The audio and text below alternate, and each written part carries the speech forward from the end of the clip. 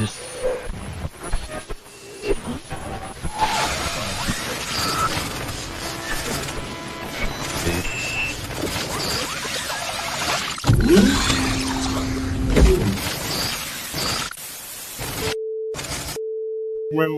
to your awakening. Please take off as your reality is adjusted.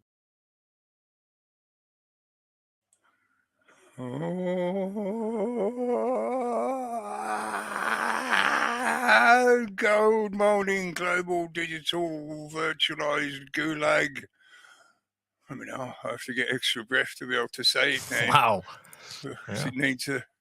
It definitely needs a scream of outrage at the start, I think. Because hopefully, once all this shit bounces, we're going to be back on the upwards frequency. But for now, we're still in going over the edge of the roller coaster phase, and we're rapidly accelerating as the incline is getting steeper and steeper to a point that you can't believe that it isn't this vertical. Aren't we at 90 degrees down now? Yeah, I think we are basically at, or maybe 89 degrees. 89 degrees and 50 odd minutes, 57 minutes, yeah. Keep 33 minutes away from the full 90. Yeah, that would be numerologically and symbolically appropriate. There you go. Making it up on the spot, but it works. Well, good evening, everybody. Good evening, mate. Thanks for joining. Hello. We might see Mr. Not a Doctor Robert later, maybe, if he's when he's available. And I think at the moment, Lady Whoosh might not be able to connect. She might be able to listen in, I think, if she's got a phone. Yeah, she's on the phone. Yeah, maybe, but yeah. She might not be able to join in. But no, all the chatting, and it's a bit difficult on the phone. Yeah, I know. That's part of the reason why they introduced that kind of technology or progressed it in that direction. You, as the end user, are not meant to be able to have that level of control over the device, and certainly they want to stunt your creativity unless you become part of their system. They'll make you an offer that you can't refuse. Yeah, I need the puffy cheeks for that, really, don't I? That's another classic movie. I'll have to dig that out and watch that again. I've been watching some old classics recently. So, it's just reminds me too, because the modern movies are all shit. So, yeah. And there's just so much about some of those old classic movies that are just, even though... coming through now, yes.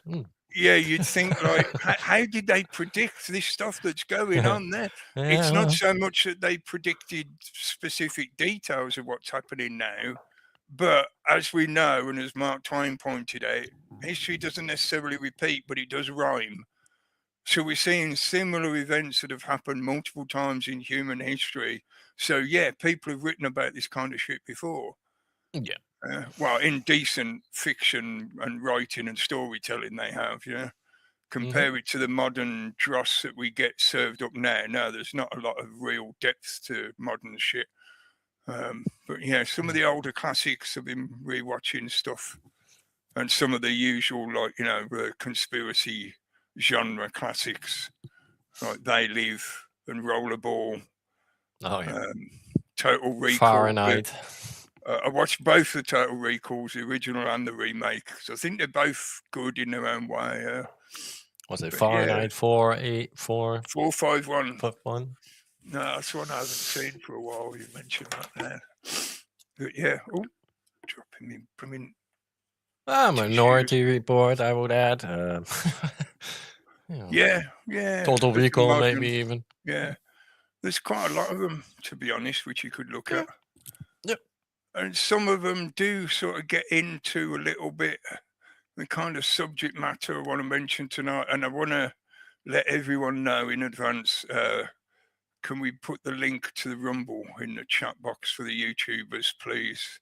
Yes. Because I want to play some music, and we got some stuff that we can leave going in the background. I think might trigger YouTube.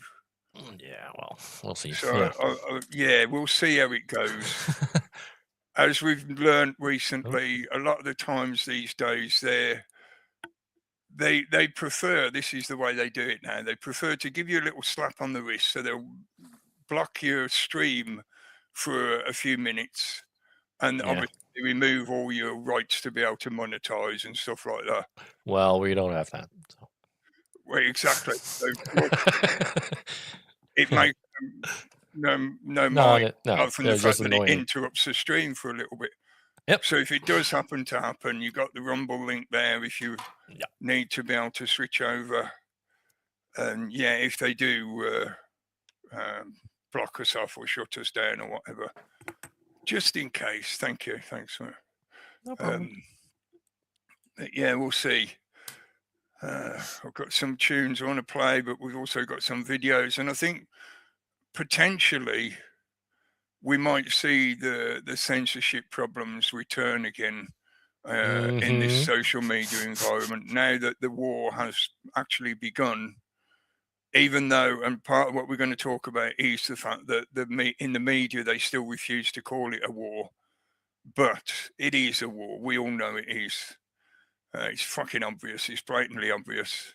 And maybe I should be more specific in the sense of the legacy media that are on our side of the argument are still not acknowledging it as a war. And the so-called leaders that have started all the shit are not calling it a war. The opposition are calling it a war. And the other power players like Russia and China, they're referring to it as a war. But our guys are pretending that it's not a war by calling it something else, which is a tactic they've developed over the last couple of decades at least. But anyway, yeah, we're going to get into talking about some of the stuff like I always do, but the subtitle for this week I think may be a bit bloody obvious, but I don't see the point of bothering to be so cryptic anymore. I don't think there's any need anymore, which is something we're going to talk about as well. But yeah, I thought seeing some of the things that have occurred over the weekend, the last few days, since last Wednesday, was the last time we got together to talk about stuff. Yeah, yes. I think... day 8, no? Day 8 of the conflict, yes. Yep.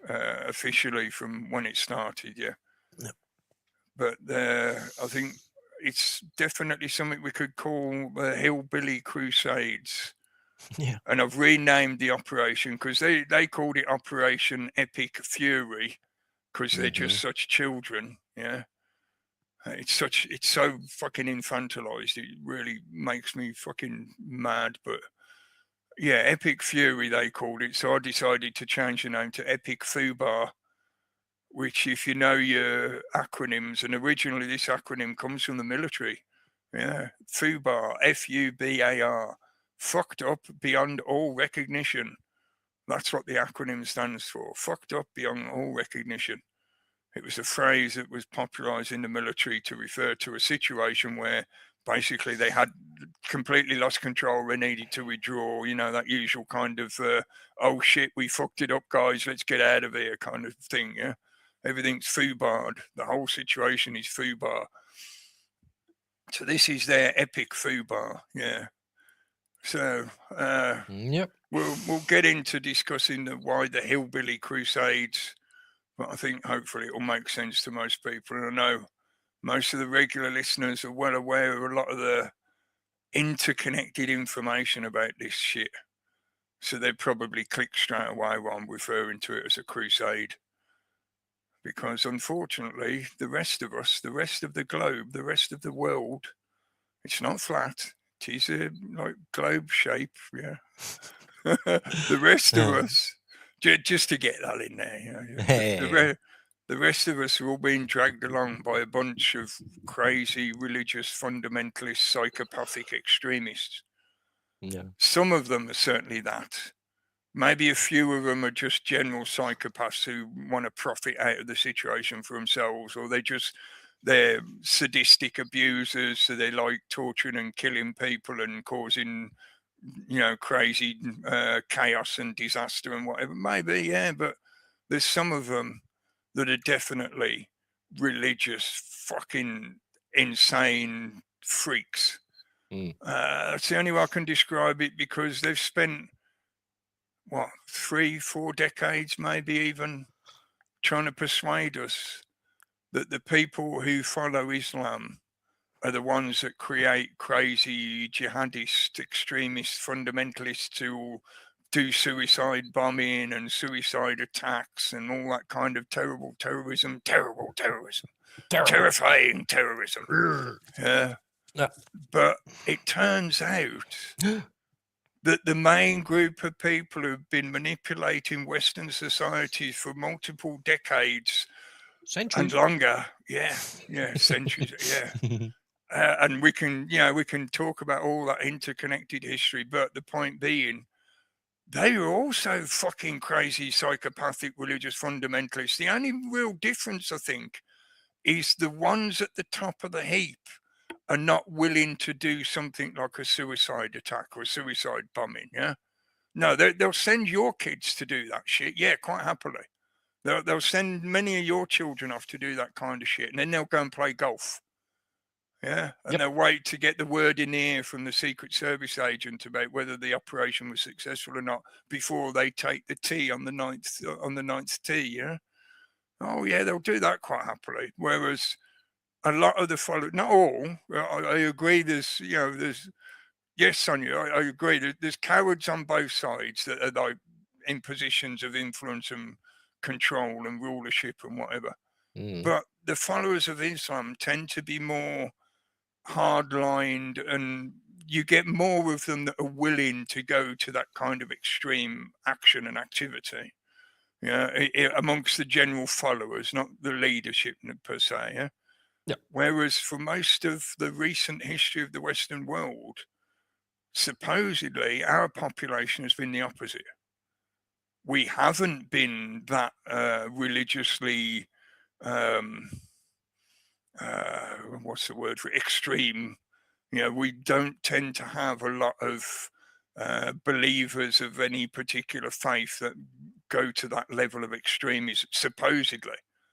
But it turns out that actually there was. It's just that they kept themselves in the shadows for a long time, and they steadily built up their wealth such that they could buy out all the other politicians and all the media. And then they could, and the financial industry and everything else we could throw in there, all the usual suspects that they get attached to, because unfortunately the evidence is there to show that they are. So you gotta respect them for that. That's fucking, as being insidiously capable. Yeah, insidiously capable, like a spreading infection. Yeah. Yeah, which I know is a analogy that's been used many times in the past, and is not necessarily a nice one. It's not meant to be, not in reference to the people that cause this kind of shit, because that is where we get to that point of, if you thought the Muslim extremists were a bit crazy to the point that they would strap explosives to themselves and walk into a crowded marketplace and blow themselves up to supposedly terrorize that population into accepting Islam, which is a bit of a fucked up mentality right from the get-go. So how do you think that fucking works, mate? If you have to use violence to prove your ideas are bullshit right from the start. Yeah. We've had that conversation many times over the years on these broadcasts. It's part of the problem is people keep resorting to fucking violence just because they've got disagreements. Yeah.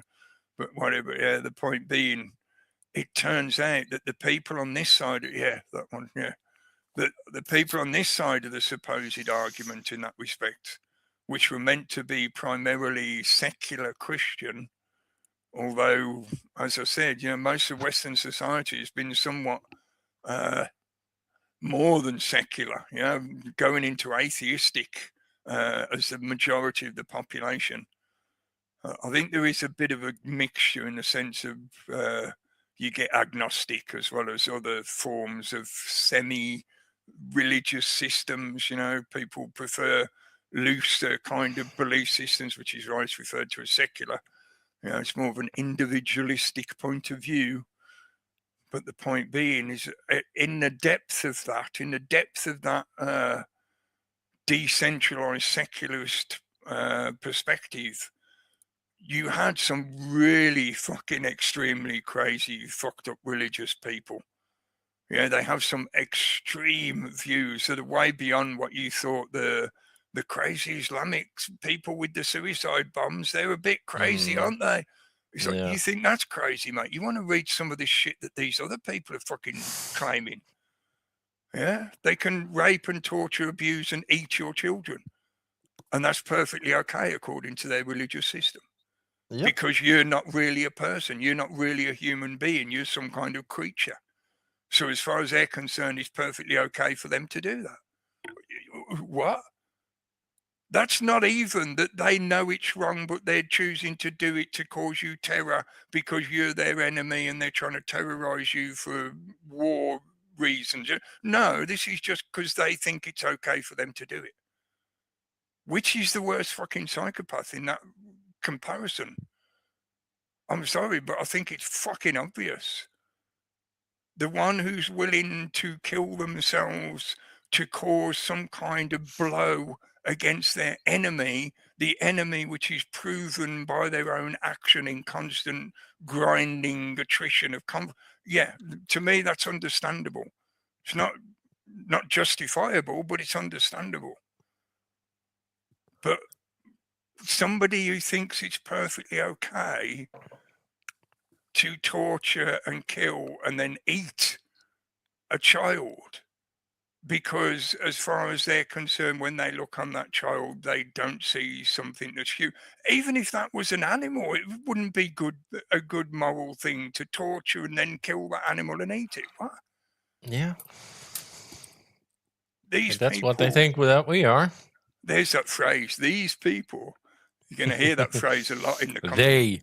They. Yeah, weeks and months and years, guarantee it. But it's a situation where I think now that the mask is off, now that we've got to a point, and I am getting, it's about 20 minutes, so I'm getting to the point of, doing the introduction and saying hello to everyone. This is just the introduction, if you hadn't realized. Oh, yeah. It's going to be 6 hours, guys. Yeah, some things don't change, but some things do.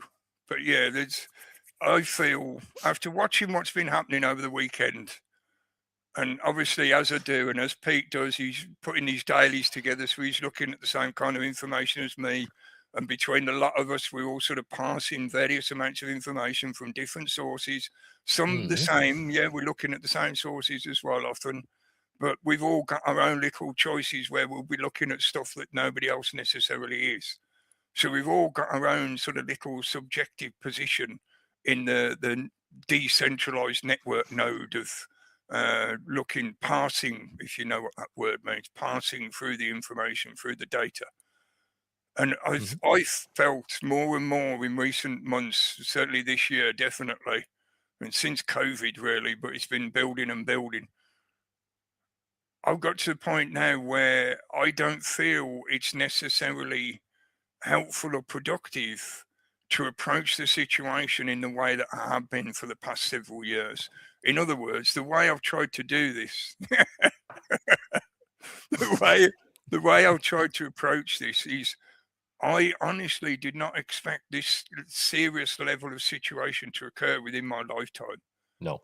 I thought I'd be dead and gone, and this was going to happen in like another 20 years, maybe, in another generation or so at least. I thought maybe this shit would happen, but it's happening now. So a lot of my approach originally was help people build up the foundational capabilities of being able to sift through the information for themselves, because in this major global change, warfare is inevitable because people don't like change and power players try to grab everything for themselves.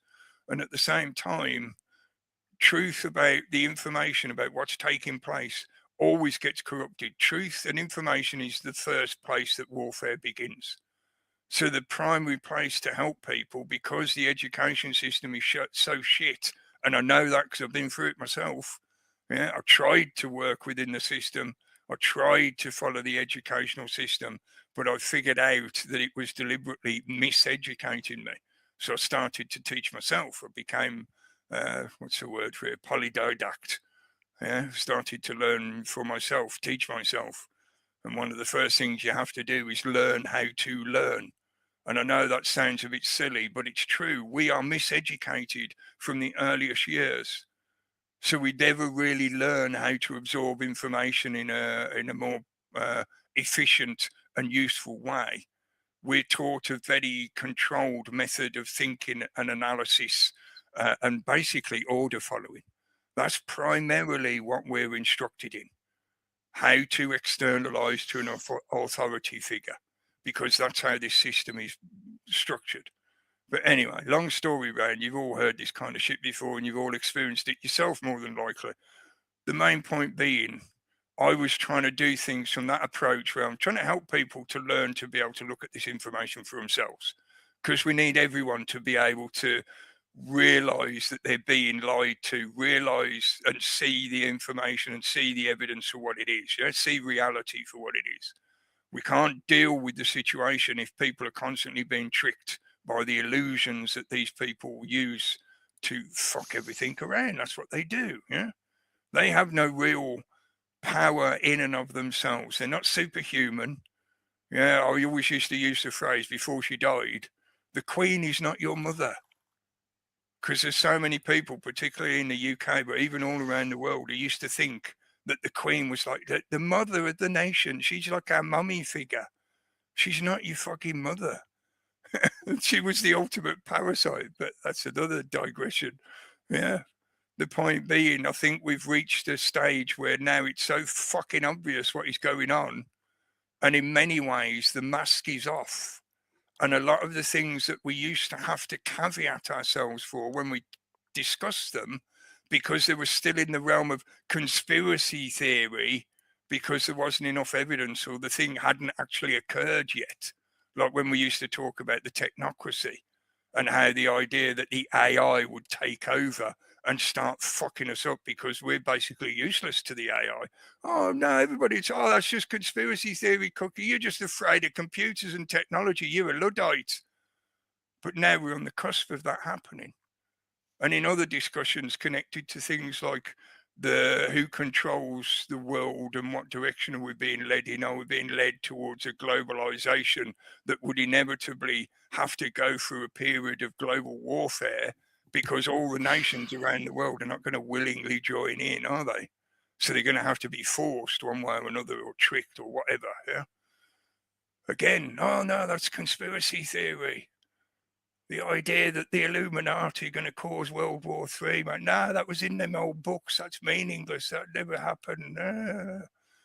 We're at the point where it's fucking happening. They eat children. Yep. The evidence may be somewhat confused and garbled and manipulated and deliberately being used to distract and confuse and terrorize. Well, do you want to see the pictures? Not really, but No, exactly right. Yeah. we heard of the FBI agents that seen some of the files, and half of them committed suicide and off themselves after. So yeah, we know it's bad. But we've seen now enough connected links to corroborate the really nasty, horrible, the worst things you could imagine were taking place, and probably things beyond your imagination. We don't fucking know, because some of the crazy weirdness that was going on connected to him is still being steadily revealed. So yeah. Anyway, I've been going long way round to try and say, look, I want to try and change the way we approach what's going on with these broadcasts. I'm saying we, because there is an involvement from the audience. I feel there always has been. Yeah, there's an interaction with the audience, and I even though I don't bow to pressure from the audience, I will do what I choose to do, but I still value what people have got to say and what they bring to the table. Even if I disagree with them, I'm quite happy to say, no, I disagree with you. And you know what I'm like, I'll quite happily argue my point if I think I've got something to argue about. But the way this has been going for years was, as I say, my approach was to try and help people be able to look at this stuff for themselves. because you shouldn't be deferring to an external authority, whether it's me or Pete or any fucking other fucker on a screen. You shouldn't be deferring to us for the truth about you, yourself, and your own life. Yeah. So you need to learn to be able to do that for yourself. But now we've got to a stage where a lot of the things that we were trying to help people come to terms with or understand or realize, etc., is happening. So we don't need to do that, because now people are going to see it in action. Yeah, you're going to, unfortunately, like learning to swim by being thrown in the deep end. The deep end has now occurred, so you are already in it. You need to start paddling water, and hopefully you've learnt enough bits of information and truth and wisdom that means you can actually learn to swim around a bit, and you can be able to help yourself. Yeah, because this tsunami of shit is not stopping anytime soon. Don't believe the bullshit in the media. We're back exactly to the same point again. Yeah. So yeah, one of the things I want to try and do, I will still talk about the subjects like I usually do, and I do usually end up doing like 20 minutes, half an hour blathering before I even say hello to everyone. Yeah, don't think I'm going to change in that respect. It's still going to be pretty much the same in that way, and it's going to be the same kind of format. I'm not wanting to change the format of us getting together and just chatting about stuff and sharing videos and whatever. That I want to stay the same, but one main thing I want to change or encourage people to do, which we haven't really done before. We do it a little bit in a way, but it's usually to do with information, in the sense of somebody will say, like, oh, have you seen such and such document that's referring to whatever topic, yeah, or whatever event from history or something, yeah? And we'll share chunks of information with each other in that kind of way. Yeah, that's logos. Sharing the logos about certain ideas and events. But what I want to add into that now is asking anyone who comes and listens to these shows, that joins in the chat anyway. If you prefer to just lurk, and obviously, keep on lurking. But if you're somebody who participates in the chat, if you want to, there is obviously no pressure. It's always your choice. And please do not give specific details that might identify you or where you live or whatever. Obviously use the usual kind of common sense rules of internet activity. But if you think there's stuff happening in your area that you think is worth other people knowing about, because we need to have a general picture of what's happening around us. Because this media is going to become more and more controlled, more and more corrupted, more and more polluted with AI slop and fakery and manipulation and propaganda. If you think it was bad before, now we're in World War III, it's going to get 3 times worse. World War III, 3 times worse. Yeah, look, I already have to sift out 80% of all the bombing videos because they are AI. Yeah. Right? So that's only gonna go more crazy, because it's hard to tell now, like, what's the difference. Yeah. So, yep. And it We're suits in their that age now. propaganda. Well, this is something many people talked about in recent years, that one of the detriments of the way the technology was being developed was it was going to suit their purpose to be able to fake events, fake news, create fakery basically to the fucking cows come home. Mm-hmm. Yeah, it's amazingly good entertainment tool. Yes, yeah, it's amazing what some people have been able to put together, and there's now independent creators are creating whole TV series, whole movies, just using AI in their own imagination, which is fucking great. Yeah, I think, yeah. Can I say something about that? Yeah, go on. Okay, so I think the tools that they have are way more advanced, and I think they can do it in real time, live, in any broadcast. They can change shit with AI now. So the smallest details. Yeah, agreed. I think that's where we're at. So like Running Man. Go on. Yeah, we already seen it with 9/11, where they fake planes and shit. Yeah, it's another one of those classics I'll have to dig out and rewatch. Yeah, that one main scene from that movie where they overdub his face onto the wrestlers in the clip that they show to the public. Yeah. They frame him for murder by doing an AI fake, basically. Yeah, but for you and me, it takes a minute to render that, right? But they're rendering that in real time all the time because they have all the server power available and we don't. And enough water to supply a small village for a week or something. Yeah. Fucking insane. But yeah. A bottle of water per video. I think people understand the point I was trying to make.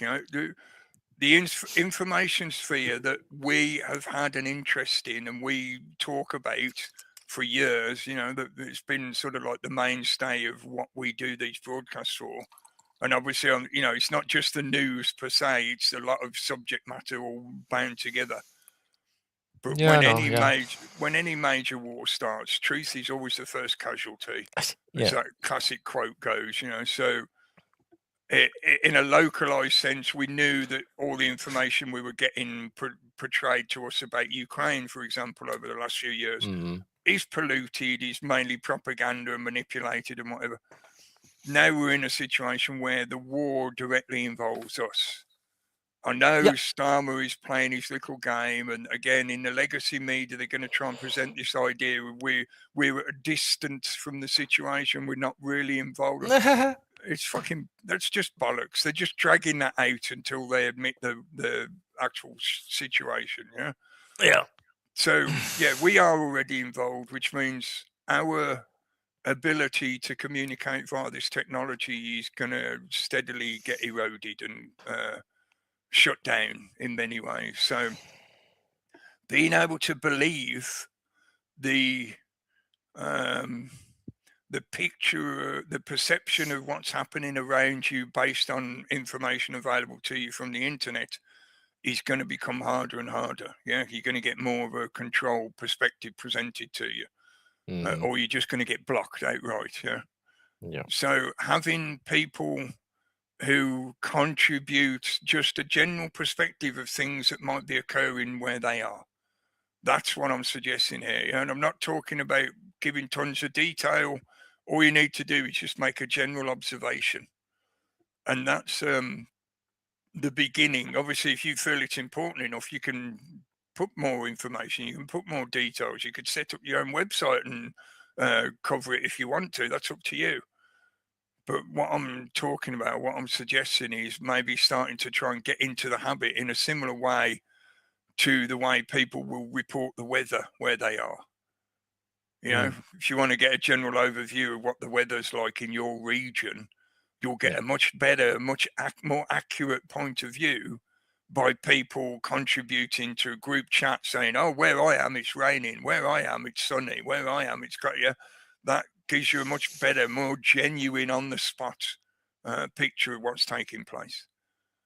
So, if I can give some friendly advice, I would start networking right now, local networking, do some local networking, see where you can get this, that, or the other.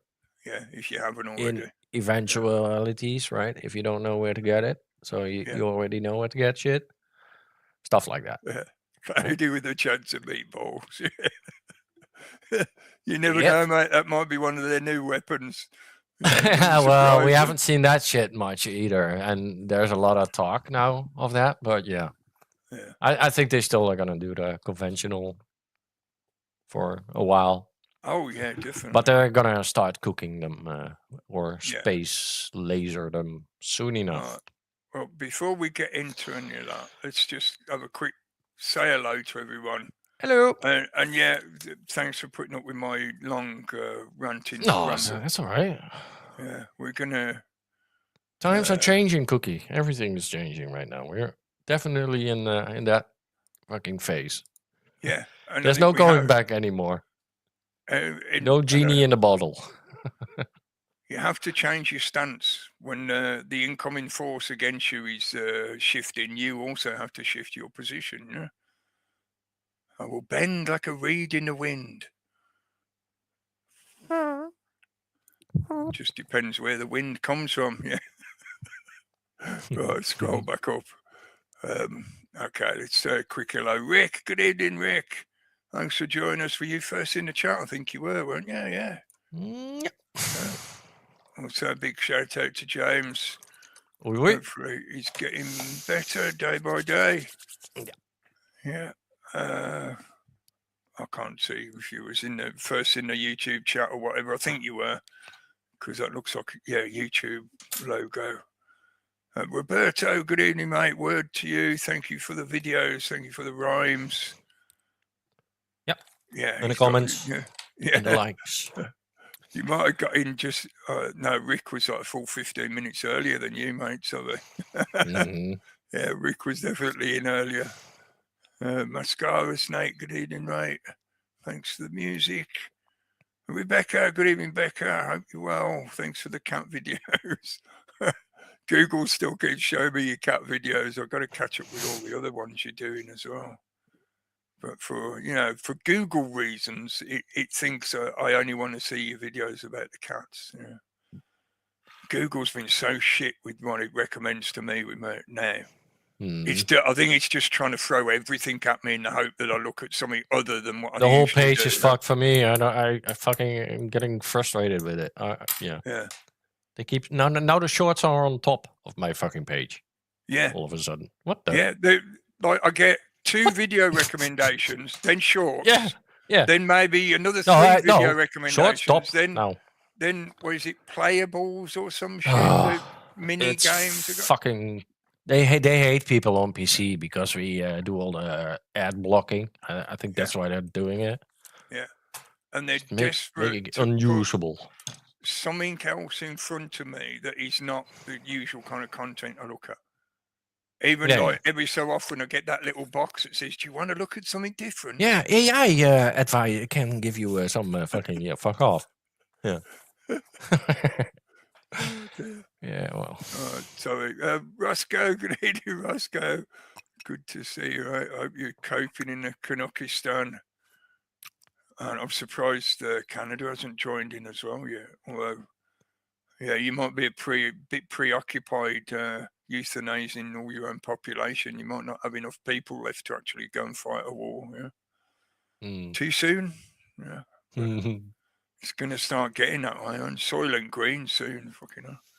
Oh. Paul O'Neill, good evening, mate. Thanks for joining in. Eating babies? Yeah, exactly. Reconstituted. Steve, good evening, Steve. Thanks for joining in, mate. Thanks for the music and the videos. Well, broadcast. And Sonia, good evening. Hello. Hello. I'm scrolling. Well, hello to all the lurkers and time travelers. Yes, mate. Go on. I know you're not that into smartphones and all that, but some of us are actually on WhatsApp and on Signal. So if you want to join us there, just drop us something like, and we'll hook you up, right? Okay. And you can get into the group with all the other starfishies. Yeah, if you got that kind of device. Yeah. I've got a retarded phone. Let us know, then we'll work something out. I don't want to drop my shit here on the YouTube in the open. So yeah, you'll probably have to join in the after chat if you really want to know. So, but yeah, that's a good. That's the best way to. Yeah. Good evening, Dustin. I'm on Signal. Yeah, well, we do, and on Telegram and on. I don't use most of them because a lot of it dies out as well. Like, now everybody is on 3 apps, so we focus on 1 app now. So most of them are on WhatsApp right now. So she's a bit of an keep that in mind, at the moment, isn't it? Yeah. Genuinely concerned. Good evening. And Lobsam, good evening, mate. And I'm scrolling. Yeah, hello to all the lurkers that might be tuning in. David, good evening, David. Yeah, I'm thinking a lot more people are probably going to end up turning to the internet trying to figure shit out as well. But unfortunately, I think a lot of them are going to get tricked into relying on the Google control as well as the AI shit. You have the internet generation right now, right? They're born and bred with that shit, so they're so reliant on it. Yeah. And there is a whole hacker group, ethical hacker or white hats out there building local area networks that are very easy to set up with a very cheap phone, and you can turn that into a fucking network kind of a thing. Yep. Right? And build your own little local network. So you can chat at least with your neighbors, or how far you can build it out, really, right? Yeah. But yeah, so and that's happening too. So yeah, it's not all bad, but it's mainly information is warfare. So I think we should fight this fucking war for the internet as well, because that the foundations of the internet is not bad. No, and sharing information and helping each other, and YouTube instruction videos, very useful. Made in UK, good evening, right? Some of them are, yeah. Well, they did save me a couple of times, mate.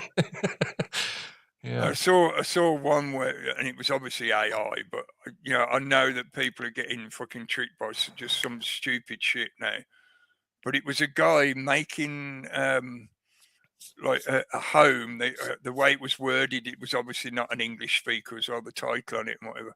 But basically, it was like, man makes home in Boulder, and all he's got is like a knife, and supposedly he's chiseling like a fucking window in this boulder, and then he takes the block of stone out, like magically it just comes out, like, and all of a sudden he's got a window. He's like, what? The Flintstones. Yeah, it was. So it's a fucking AI shit. Yeah, no, not everything is good now, but people are just that there's a core of fucking goodwill and actual humanity on internet too, so it's not all bad. Rich T, good evening, right? Yeah, some people are using it in a very good way. That's one thing I think is great about it as a tool for people's who've got the creativity but don't necessarily have their hands on the equipment to do that kind of stuff. No. Whereas now that's been made available to them thanks to this technology. Yeah. The internet is not the problem, and the corporatization of it is kind of the problem, right? How they fucking the intention try to capture everything. Yeah. Whereas really it could be a system that could give us a version of globalization that didn't cramp or control people into a singular homogenous globo homo like this fucking system is trying to do to us at the moment. It could be completely decentralized. People could have their own little version for their region of the world. So if China wants to have a Chinese version or whatever they can, that wouldn't be a problem. And at the same time, it could contain and share the basis of all our knowledge. And that would include all law, and it could be used as a basis for people to know the law, in order to learn and know the law. Because for me, the difference is whether we use it in the same way as we would use a book on a shelf. It's the hitchhiker thingy, right? Yeah, to me, it's the equivalent of a book on a shelf. Whereas, like you just mentioned, and like we talked about many times over the years, the newer generations don't know the world without it. So to them, it's part of their environment. It's part of their, I've argued before, that kind of cybernetic effect, that it's part of their senses. They have learned to access it in the same way as smelling something or hearing something. Yeah. To them, the internet is like a sixth sense that allows them access to various things. Yeah. One of the prepper things right now is download offline maps. Right, on your phone, so when the internet goes down, you still have a map. Yeah, I'm thinking, get a fucking paper map, get an actual map, right? Yeah, but they are so fucking hard to get now. So that's not really an option anymore. Yeah, you really have to order those things. Like, I'm not sure. I don't know if you can get a. I don't know, but I think I got a few. Yeah, of Europe, and I can travel through Europe. I know that. I think I've got one that's a basic roadmap of Europe, but most of them, well, pretty much all of mine, apart from that one, as far as I remember, are all UK. Great Yeah, I Britain. did a road trip Sorry, once with Sonia. a fucking Volkswagen van. Don't ever do that there, shit. Through Europe for a couple of weeks, and so I had all of them. I have, but yeah, it's funny, right? The modern generation doesn't even think of paper maps. They think download that thing on your fucking smartphone. I'm glad you mentioned it, because I know I mentioned this the other day, but I think it's worth reiterating on a regular basis. Mm-hmm. Don't forget to make a physical, written, hard copy. Hard copy means, in other words, written down on paper and pencil, or pen and paper, not just in digital form, of important information and contact details that you might want. Oh yeah, telephone numbers. Yeah, because nobody knows telephone numbers anymore. Exactly. Yeah. Nearly everyone addresses. I know. Nearly everyone I know doesn't know anyone else's telephone number. I don't even know my own number, to be honest, Cookie. Well, if I think really hard, maybe, but I think I only know one. Yeah. So no. What's annoying for me is I remember phone numbers from 20 years ago, but trying to remember somebody's phone number now, I struggle with. Yeah. And that's not just because of age. It's that change in the way we expect our memory to work for us on a day-to-day basis. Yeah. I made the same mistake as so many of the rest of us, that I externalized that responsibility from in my own wetware into a device. Yep. Yeah. Convenience. Back in the 90s, I was all on board with the internet and the mobile network technology and whatever. Yeah.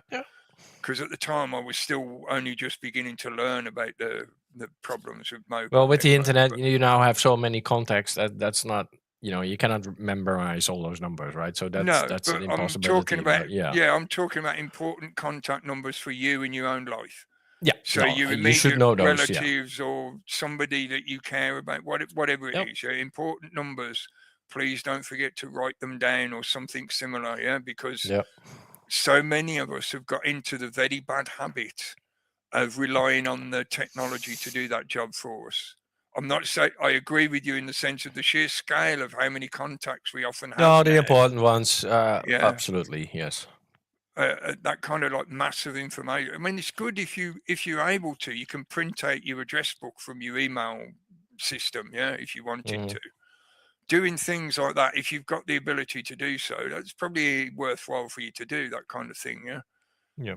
But these are the kind of things that I think we need to be talking about now, in the same way as I see it as the. I love that. Yes, me too. Some of the things from fucking like games that I've signed up for from donkeys years ago, and then when I've remembered them and I've gone back to the website thinking, oh yeah, I wouldn't mind playing that game again, and it's asking me for the login password. I don't even have that email anymore. Oh my god. No, exactly. Yeah. It was like, it was fucking 10 years ago. I got no idea what I fucking used. Yeah, but things like that. These are now things where, in a similar manner to what I was saying about sort of making a note or giving a report on things that might be happening in your local area.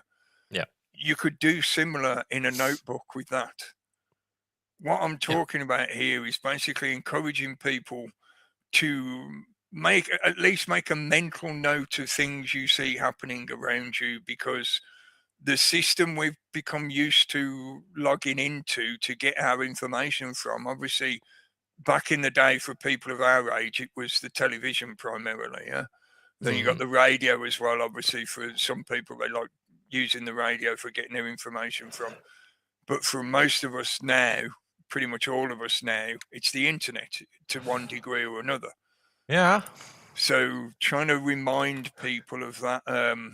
Starlink is an option now. I don't trust that even though I know, but it's less reliable one. Yeah, it's got the satellite decentralized potential. It still needs the feed from the Earth to the satellites to spread the internet, right? So if anything on Earth black out, right? It's The still got satellites won't work either. Elon as the primary gatekeeper. I know, but yeah. Well, the other one is Amazon, so hopefully people have realised now that I think they've had the unfortunate and unpleasant experience of having to accept that Trump was a fucking Trojan horse right from the beginning.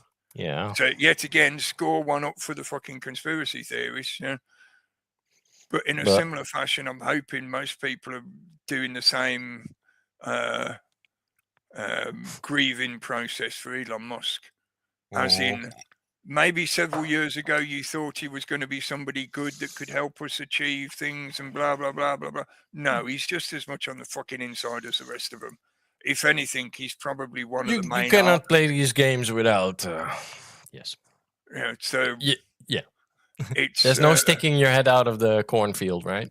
Kind of a thing that actually happens. No. Yeah. So the Starlink thing, although I love the idea in the sense of it being satellite mesh network system of connection. Yeah. It is such an amazing technological concept that could be implemented in a truly decentralized and non-partisan way. In other words, making it freely available as an absolute leveler for the entire population. Yeah, you should put something on the moon if you're serious about that, but yeah. Oh, hello, Ulrich. Good to see you. Right. Wait. Yeah. Yeah, if but in a time of a crisis, right now in the modern age, if I had Starlink and I could provide my neighborhood with some form of connectivity, I would fucking make mint, man. Yeah. I'm not saying it shouldn't be monetized. No, I'll give it for free. I will give it for free. When you think about the sheer scale. But yeah. Yeah, when you think about the sheer scale of usage, you wouldn't have to charge a lot for it. No, because by sheer I won't scale, pay Starlink anymore when World War III hits here. So. No, but to me, the point is having a system that can be reliably non-partisan and uncontrollable because it's a mesh network. Local mesh network is better. Yeah. Yes. Yep. Because if you have that, but then you lose part of the internet unless you download part of it. So there are people doing that as well. So yeah. Yeah, this is where it needs that kind of uncorruptible ROM chip. Which I know is a bit of a pipe dream, but yeah, it's the potential for the technology is there. We're just still stuck in a system that's driven by corruption. So therefore, do not put your hopes in any naive expectation that they will actually give us that kind of technology genuinely. No, we'll have to do that ourselves. And then again, that goes into the local networking kind of a thing, right? Know where you can go, know where you can get, know those things, right? Yeah, where's your nearest and know how to connect to something like that, or how something like that works, right? Or the basics of it. You don't know how, you don't have to learn how to set it up, but know what it is. In a similar fashion to things like the food banks. Super useful. I know this is something where a very good, justified, valid argument could be made that we shouldn't have food banks in the first place. Yeah, I agree. That's true. If things are being run sensibly and being run well, we wouldn't need food banks in the first fucking place, but we do have them. And if things keep escalating, you will more than likely end up needing to access them. So start finding out now what are the things like that in your local area that you can manage to get to. Because don't forget that transportation will be interrupted because of the cost of oil increasing. And how can I set up my modem to do something like that? Yeah. Right? Yeah. Stuff like that. Practical stuff. And it's not that complicated, trust me. Everybody can do it. You just have to know how. Yeah. Those are the instruction videos on YouTube you should be watching or downloading maybe, but yeah. Yeah, I'm talking about in a physical sense as well, not just necessarily on the internet. No, I'll be doing that for sure. So for my neighborhood, I'll be setting something up. I know how to do it, so I have some of the hardware, right? So yeah, definitely. And we'll see, right? But because it's going to happen, guys. It's going to happen. We can see the short and the long of it. That's been the new phrase you have to adopt. This is what is it? Short-term pain for long-term gain. Yep. That's the new slogan. Yep. Now that we are, I think again, it's something where the mask is off in the sense of if you didn't believe the people that have been talking about how mass manipulation occurs through the use of simple phrases that are programmed into a population, such that in a similar fashion to a Pavlovian technique of control, they repeat a certain phrase or issue a certain phrase in an official narrative statement, and the population reacts in a pre-programmed expected manner. So in other words, you're governed by slogan. Your population has been so infantilized and so dumbed down that they can be steered with a slogan that only contains a few words that are very simple and constructed in such a way that it's comprehensible by the lowest common denominator. It's like we're running around in a infant school, and the teachers, the so-called adults in the building, are ordering us to run from one room to the other just with simple phrases, simple commands. That's what they're doing in the media now. It's terrible. The propaganda cookie that the Americans are putting out is Sesame Street level. Like, it's sick. So dumbed down. To me, it's sick because it's so dumbed down. I know. Yeah. Like the kind of gamified. It's even beyond meme culture. This is the kind of shit that I might have expected to see on a site like 4chan when a new war had started, and you get the usual kind of trolls that like making memes that would share something like that on a site like 4chan. It wouldn't get shared around on general social media because most of the population would find it distasteful. So in general, it wouldn't really gain that much traction. But amongst the troll crowds and amongst the people who tend to congregate on those kind of websites where things are a bit more edgy, as they like to refer to it, it's been a bit edgy. That kind of shit might appear. But you don't expect that to be issued as an official video. This is on the White House. From the White House own account. Yeah. Have you seen the ones with SpongeBob in? Infantilization, mate. SpongeBob is Hexes generation cartoon meme. Yeah. He's the most memed cartoon character, I think, ever, even beyond The Simpsons. Because SpongeBob epitomizes the concept of being so fucking dumb that you don't know when the world is trying to kill you. When a psychopath is trying to eat you. You're just so fucking dumb, but you're not only dumb, you're ridiculously optimistic to the point of being insane. Yeah, that's SpongeBob. That's the character of SpongeBob, and that's what. Yeah, there was some memes on that one. There's a meme on that one. Yeah, and yet they use that as part of their official commentary in video format, obviously, but it's official commentary. Yeah, because it's on their official fucking account. Yeah, Trump is even more crazy with his shit. Yeah, he's similar. I think he's given up. He's posting memes and. Well, he's becoming more his true self. Let me see where he is. I did notice as well over the weekend that his syrup, his toupee is looking very red. Almost like he's had a pink rinse. Yeah. So he's become a genuine OAP now because he's had a pink rinse. I'm already going to spoil the fucking daily for tomorrow, but I won't use it for probably. Here we go. Yeah.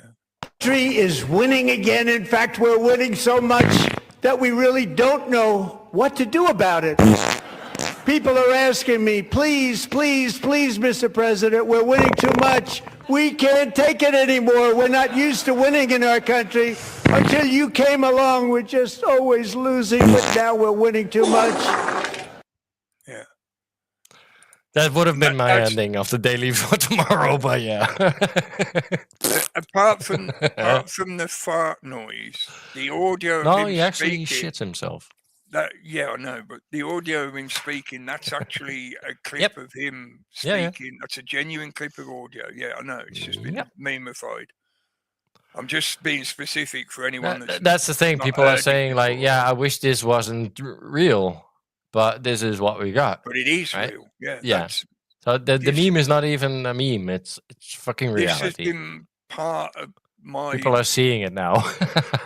talk about long-term goals. This is part of my long-term idea of why I did the broadcast the way I did, why I talked about the kind of subjects I did, It wasn't just because I was interested in them as well, that was part of the reason. It's like, do what you're good at, do what you find interesting, and then you enjoy doing it, Then it's not work, it's just good effort, as it were, Yeah, that's appropriate, And I don't think it's about saving his own ass.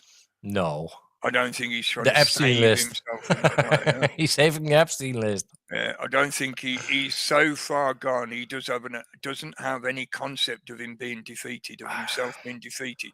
So the concept of him saving his own ass is meaningless. It makes no sense. Well, he does not believe that he can yes and no. He's got to the kind of Caligula stage where he thinks he's unassailable. There is an Epstein file out now about him. About him fucking raping and torturing and maybe killing a 13-year-old or something. Yeah.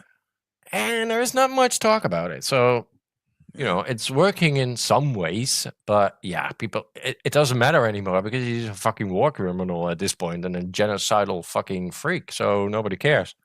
Yeah. Because, well, it all fits into the picture right now. Like, they are fucking murderous psychopaths. Okay.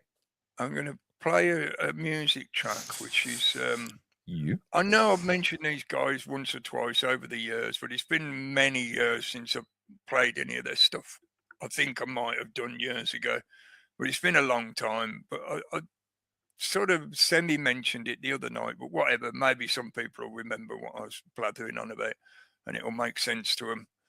But it perfectly suits the title for tonight, and you'll get why as soon as you hear it.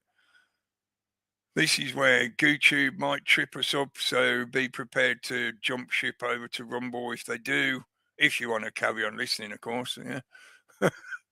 But I'll share the one thing I'll mention before I play the music is just to sort of drive that point home about how, obviously not just Trump, but there's other people as well, which we'll get into sort of talking a bit more about after the music, but they are truly religious, extremist, psychopathic fuckwits.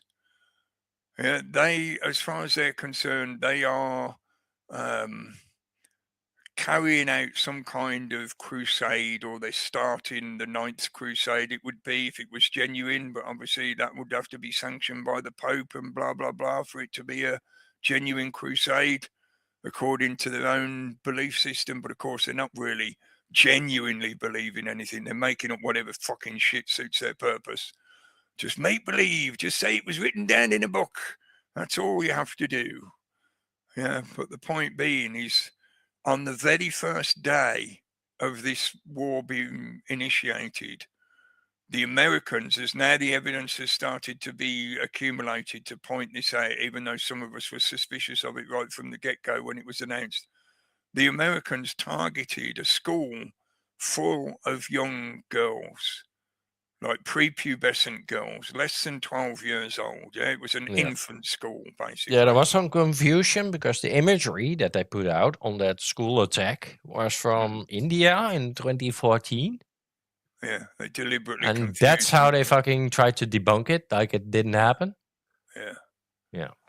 But there's been more evidence come out over the Oh last no, few it happened. days. We have the videos now. Yeah. So they deliberately targeted a school full of children. Yeah, 190 girls. I'm quite happy to accept if people want to say this is just my cynical, pessimistic conspiracy perception that sees this way, whatever. I don't give a fuck trying to argue the point with you anymore, because it is what it is. It has happened, and it happened, as far as I'm concerned, for a reason.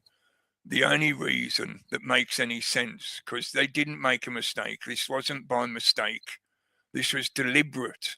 to drive the Iranians insane.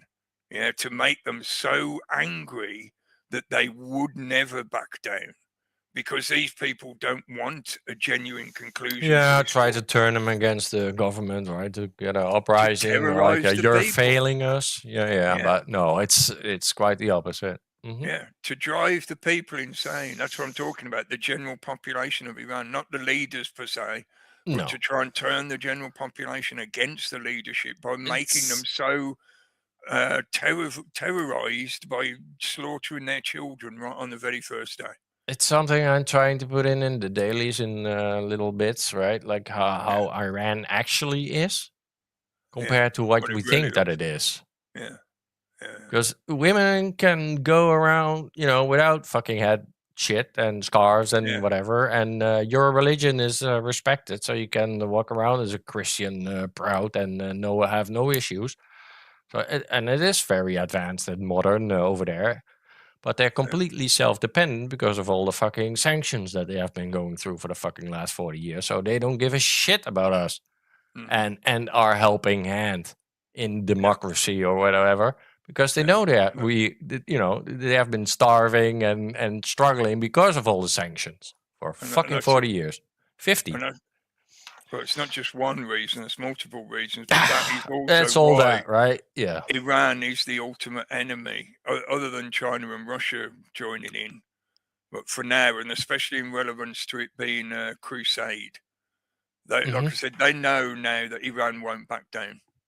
They bombed their nuclear stuff, so now they don't have any cancer treatments anymore either.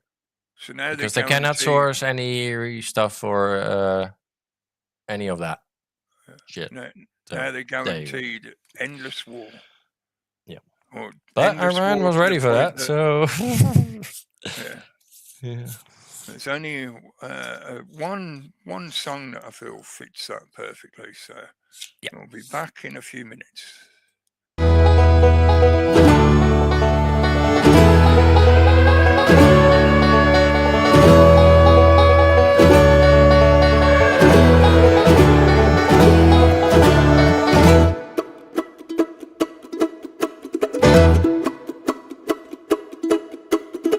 Generals gathered in their masses, just like witches at black masses. The evil minds that plot destruction, sorcerer of death's construction.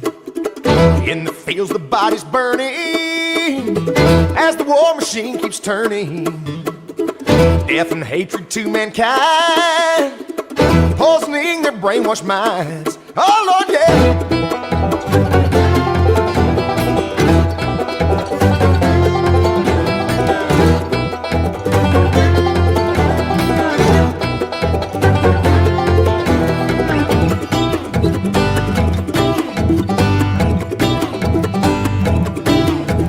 Politicians hide themselves away, they only started the war. Why should they go out to fight? They leave that up to the poor. Yeah.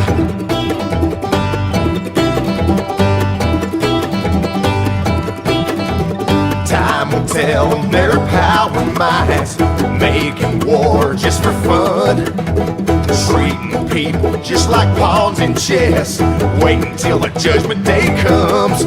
Yeah.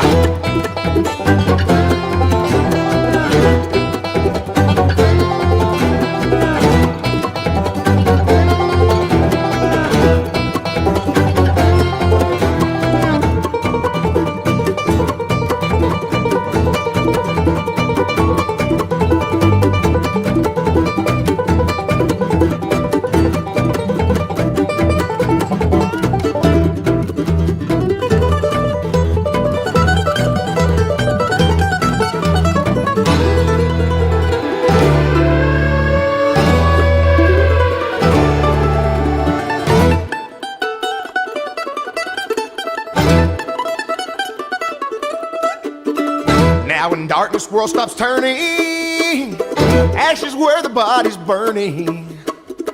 No more war pigs have the power, hand of God has struck the hour.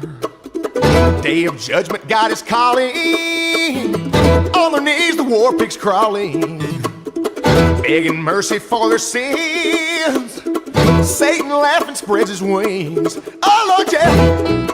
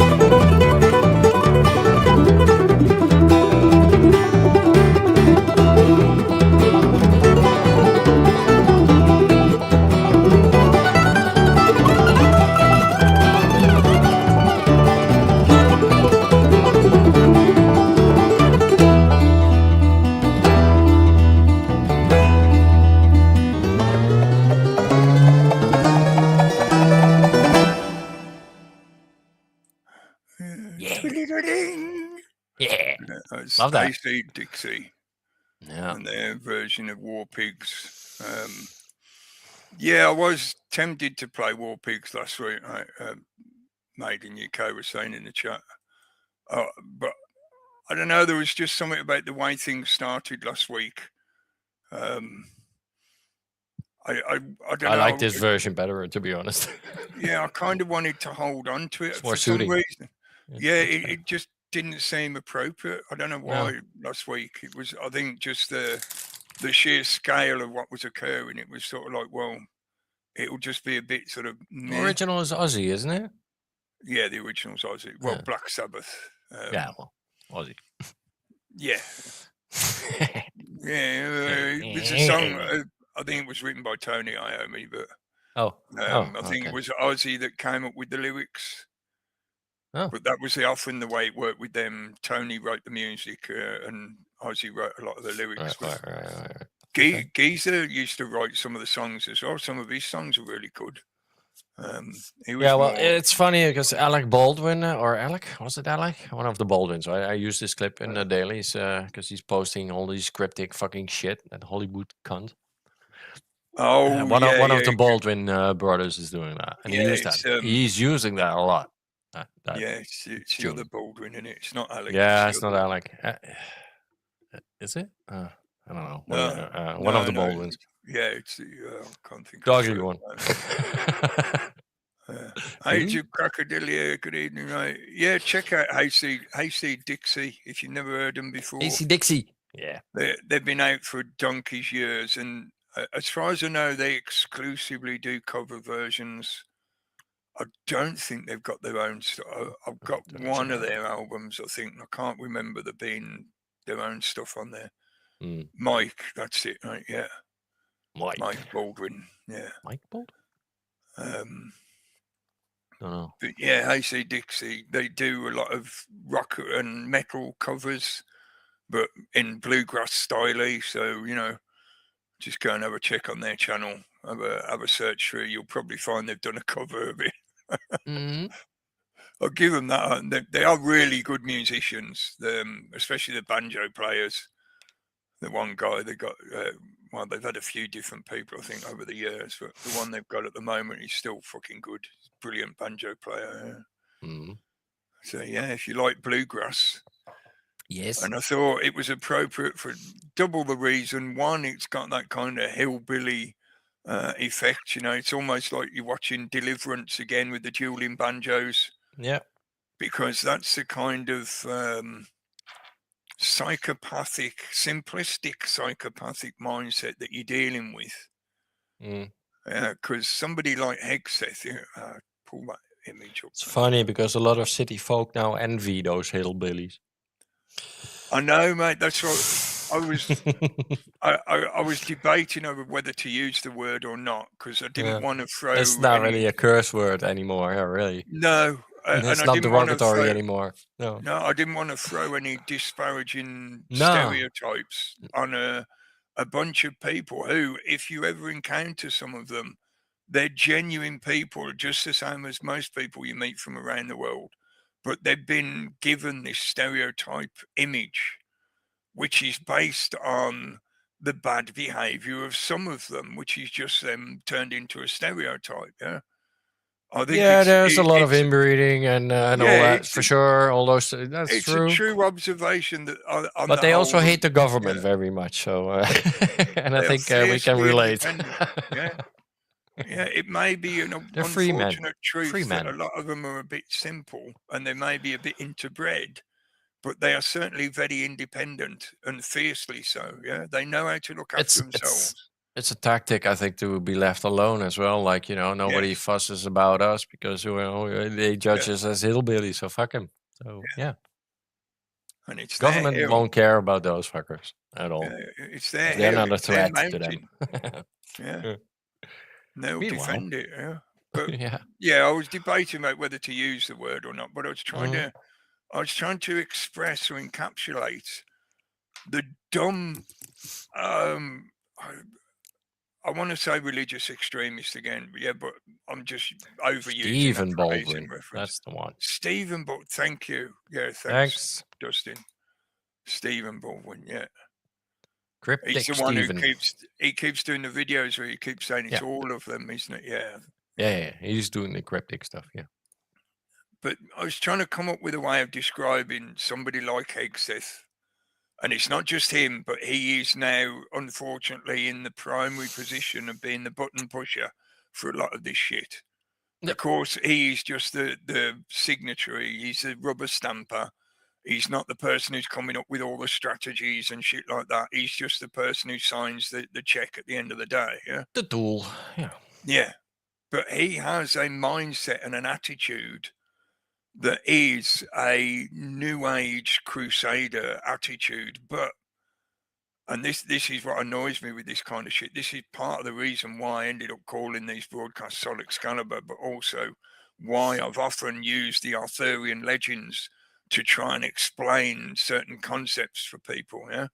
Mm-hmm. And what drives me fucking mad is these cunts in other countries, primarily, particularly the USA, who think they can, by pretense, by sheer cosplay effort, they can claim to be of some kind of heritage or lineage that connects them back to the Templars or even earlier. Yeah, the earliest Christians and the Christian warriors at the biblical times, that kind of shit. They've even got Templar Knights temples in the USA and stuff like that. It's connected into Freemasonry. And we've talked about it over the years a few times. They've been discussed in that kind of element. But this kind of attitude of being this kind of Christian fundamentalist, a crusader, I don't know the Arabic text, and it's probably in Farsi, but it means kafir. Yeah, it means infidel. Infidel. Yeah. I've been told. I don't know if that's true. No. You'd have to ask somebody that speaks Farsi. Verified. Arabic script. Yeah, I accept that. Yeah, I'm just being, doing the usual kind of caveat. And the other stuff he's got on his arm is also Crusader related. Yeah, the Deus. Yeah, the Deus Volt. Volt. I got that one. Hang on. Yeah. And the other symbol is the cross we showed in the previous picture, the one that's on his chest. That is the classic Crusader cross. It's not the Hospitallers. It was another group. But, the point being, sorry, I'm going to. He models himself as a New Age Crusader, and I say New Age. There you go, Deus Volt. I say New Age, not in a new age hippie kind of idea, but in the New World Order kind of new age concept. Yeah. The new age that's referred to on the back of the $1 bill on the American money. Yeah. That Novus Seclorum Est, the New World Order. Yeah, or in hoc signo vinces. Whatever I don't remember what that translates. I'm not very good at Latin. Is it Latin or Roman? Yeah, it's Latin. Latin. Roman is Latin. But yeah, but Latin is Roman. There's a more complicated version and a normal version, right? Yeah. But it's the same symbology that Mr. Joseph General Flynn. Yes. Mr. Q. Yeah. Has been using and is using, and so they're the same team. This is all Q shit. Yeah. And Excess is sort of like he's the primary example. One, because he's already got this sort of history, and he's known for making these kind of statements that is the way he thinks. Yeah. Because there's that clip you included in your daily where he's talking to the Israeli group. So, he's not hidden it in that kind of sense. He's not been like a crypto neo-Nazi kind of thing. He's a blatant Christian extremist, Christian fundamentalist. I know he wouldn't label himself that way, and the people around him wouldn't label him that way. But when you hear the way he talks about the Israel first concept and rebuilding the temple, and basically the elements that he mentions, the only way you ever get to that point, or the only way they're ever achieved, is by destroying what is already there. And to destroy what is already there would require a full-on holy war. And they have that. He himself has now basically stated that at the last official comment he gave from over the weekend from the briefing. Pretty much. Yeah. Even though, again, they didn't necessarily, the nitpickers in the mainstream media will kick this argument backs and forwards for the next 2 fucking weeks. Yeah, he didn't necessarily verbatim state directly. He didn't, but his generals did, right? The generals told the crew. Yeah. And in parlance, as he's talking, he refers to it as a war and as a holy war. So even though he doesn't in a singular sentence directly say, hello, everyone, this is now a holy war. But in his conversation, in his rhetoric, as he's talking from the podium, he does use that phrase to describe what he's referencing. Yeah. So in his mind, as far as he's concerned, it is a holy war. He is engaging in a holy crusade against the Mohammedans. Yeah. The Islamic followers in the land of the infidels. Yeah. That is literally the way he is thinking. And when you hear the full context of what he says from that presentation, he blatantly describes total war. I mentioned this, I think, last week. I said we're not quite at the stage of total war yet because, and this as well was why I maybe didn't feel like War Pigs was sort of relevant in that sense. Maybe whatever.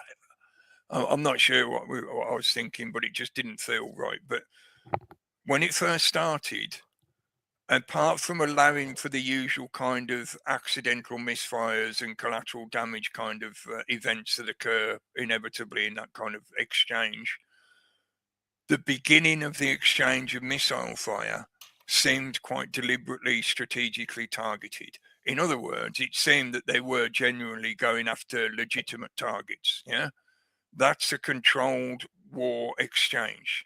That's still somewhat sticking to the rules of engagement, supposedly, that they use. Yeah. But after the last few days, over the last weekend, no, they've been hitting whatever the fuck they want. And most of it has been about terrorizing the opponent.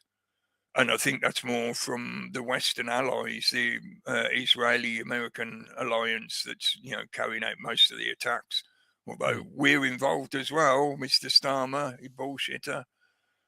But yeah, now it seems more that they've decided to start targeting wherever including using what they call gravity bombs. In other words, non-propulsive, not missiles. Yeah, they're vacuum bombs bombs. dropped from a high-altitude bomber, which is why those bombers were landing in the UK just the other day. Yep. Those They bombers just landed again. Cookie, 3 of them. Yeah. They just got back from a mission. Again, you cannot, even under legitimate rules of engagement. In other words, if both sides agree to follow the rules of engagement, even under those legitimate rules of engagement, Iran legitimately can treat us as a war opponent because we are hosting planes that are attacking his territory the that worst he ones. can't directly attack. The Those worst ones. planes fly at low stratosphere level, which means there is nothing that the Iranians have that can hit them. They can't reach that high to hit them. Maybe the Russians have a way. I know the Russians took down B-52. So the Russians know how to do it. Yeah, but that's a B-52, mate. They don't fly as high, do they? They're flying B-52s now over from UK. I thought that's over. why they brought in the B-1s, because they fly higher. I thought the B-1s. Is it the B-1? Yeah. The ones that landed the other day at Fairford, they were B-1s. All right. Okay. They're the I'm mistaken. They're the generation before the B-52s, because that was when they started making the stealth bombers. Yeah. But those other bombers are meant to carry. Yeah, but those two are not stealth anymore. The Russians have figured those out, right? So Yeah. I think Iran has technology, but if they're really high up, then no. Yeah. Sure. Sorry. You have to check into the details, man. It's been years since I've looked at that kind of info. It's again, when you're talking B-1s and B-52s and B whatever, we're talking 40-year-old shit. Yeah, that's the fucking main old point shit. To me. When I saw the clips of them like on the news media, you included it in the daily as well. I saw it come up on the news media during the day that those were the bombers that were landing at Fairford. Yeah. I think they're B-1s as far as I remember. But the main point I remember about those particular jet bombers is they are the ones that were designed to carry nuclear warheads, because that's why they're so big. Yep. And also, part of the reason they're so big is so that they can fly at immense height, which means they're beyond the reach of pretty much every other opponent. Russia has technology to reach that high, yes, but pretty much every other opponent around the world can't even fire that high to target. No. Yeah. No. Like I mentioned before we came online, right, the main tactic of the American empire for, I don't know, since the Second World War, at least shock and awe. Second World War. Not just shock and awe, but it's that's the modern doctrine now. Its backbone is air superiority. Yeah, that is the backbone of the Americans' power. That's what's kept them in power for 50 plus years. Yeah, hence the aircraft carriers they have. But it's not true anymore. Yeah, China's been steadily overtaking them since the 2000s. They've now got more aircraft carriers, and they're building more. They've got more modern ones. Yeah. I don't know how many it was. It was something like 19 in the pipeline, literally being built at the moment. Yeah, there's a ridiculous number. Their navy is fucking immense now, and it's going to get twice the size within the next 10 years. But yeah, anyway, aside from that, the point being the Hillbilly Crusades that I was trying to describe, why I was calling it that way, I was trying to deliberately use that kind of derogatory stereotype of the hillbilly. I couldn't think of another way of describing it, because somebody like Hegseth to me comes across as being ignorant, because he's not actually on the front line. He's not the one that's actually risking in his own life, even though he likes to cosplay being a crusader. He probably thinks he's a Templar Knight. He might even be in the funny handshake club. I always have to do that whenever I mention them. I don't know. It's like I have to do a kind of reverse version of the silly handshake to fend it off. Yeah. Okay. China has 3 nuclear powered aircraft carriers. Yeah, that's a nuclear. They're planning to build 6 by 2030. The US right now has 11 of those things. Yeah, but that's the nuclear powered ones. They've got others as well. Traditional powered ones. Well, you know, the Americans ones are all nuclear powered. I'm assuming that the Chinese are also because they have to stay out for long periods, right?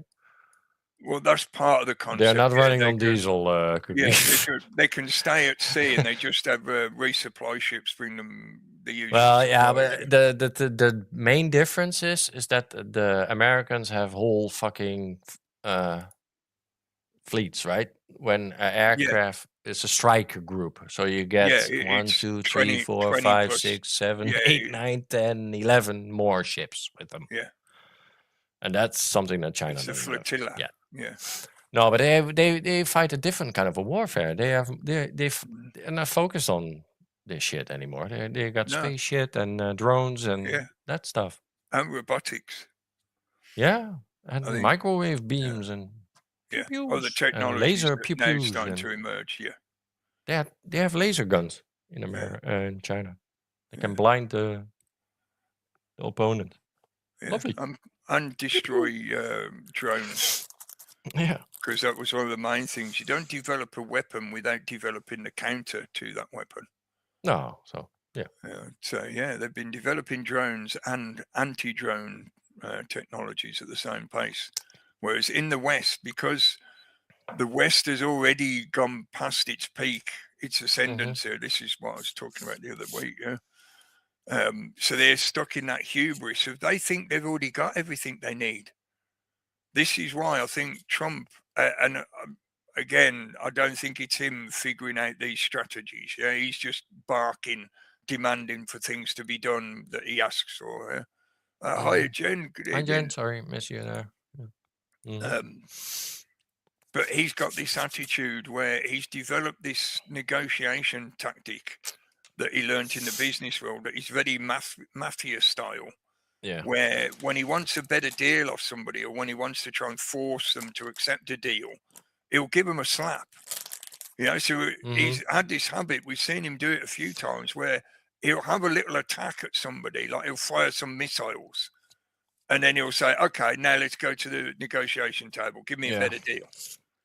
And like I say, it's like a mafia boss where if he's not being given what he's asking for, he gives the other guy a slap and says, no, you sign the deal that I want, mate. Can I throw something in there? Yeah. Conspiracy wise? Yeah. Disclosure. So I think they have been sitting on quite some interesting stuff, right? In the area 52s and 51s and 50 whatever and S4s and So I think Trump is also forcing them to fucking come out with that stuff right now. Because he's been talking disclosure, like, we're going to release the alien files. There's a lot of push in the UFO alien world. Hollywood is behind it. Spielberg is doing another disclosure movie.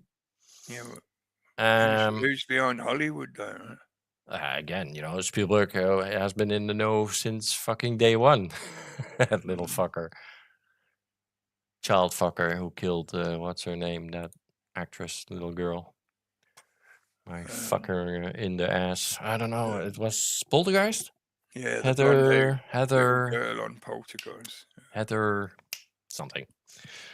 But okay, another rabbit hole, right? But again, so stuff is accumulating in that. Tesla stuff is being talked about again. China is pushing or progressing faster than the US now in nuclear power and fission technology and stuff that they're building. Right? So they have to come out with something fucking special. And I think they have been sitting on it. The deep state has been sitting on that UFO stuff since for fucking forever. For some reason, they don't want to get it out. I don't know why, but how does that equate to this Christian Zionism crusade of morons? Well, there's a coming of the second whatever, right?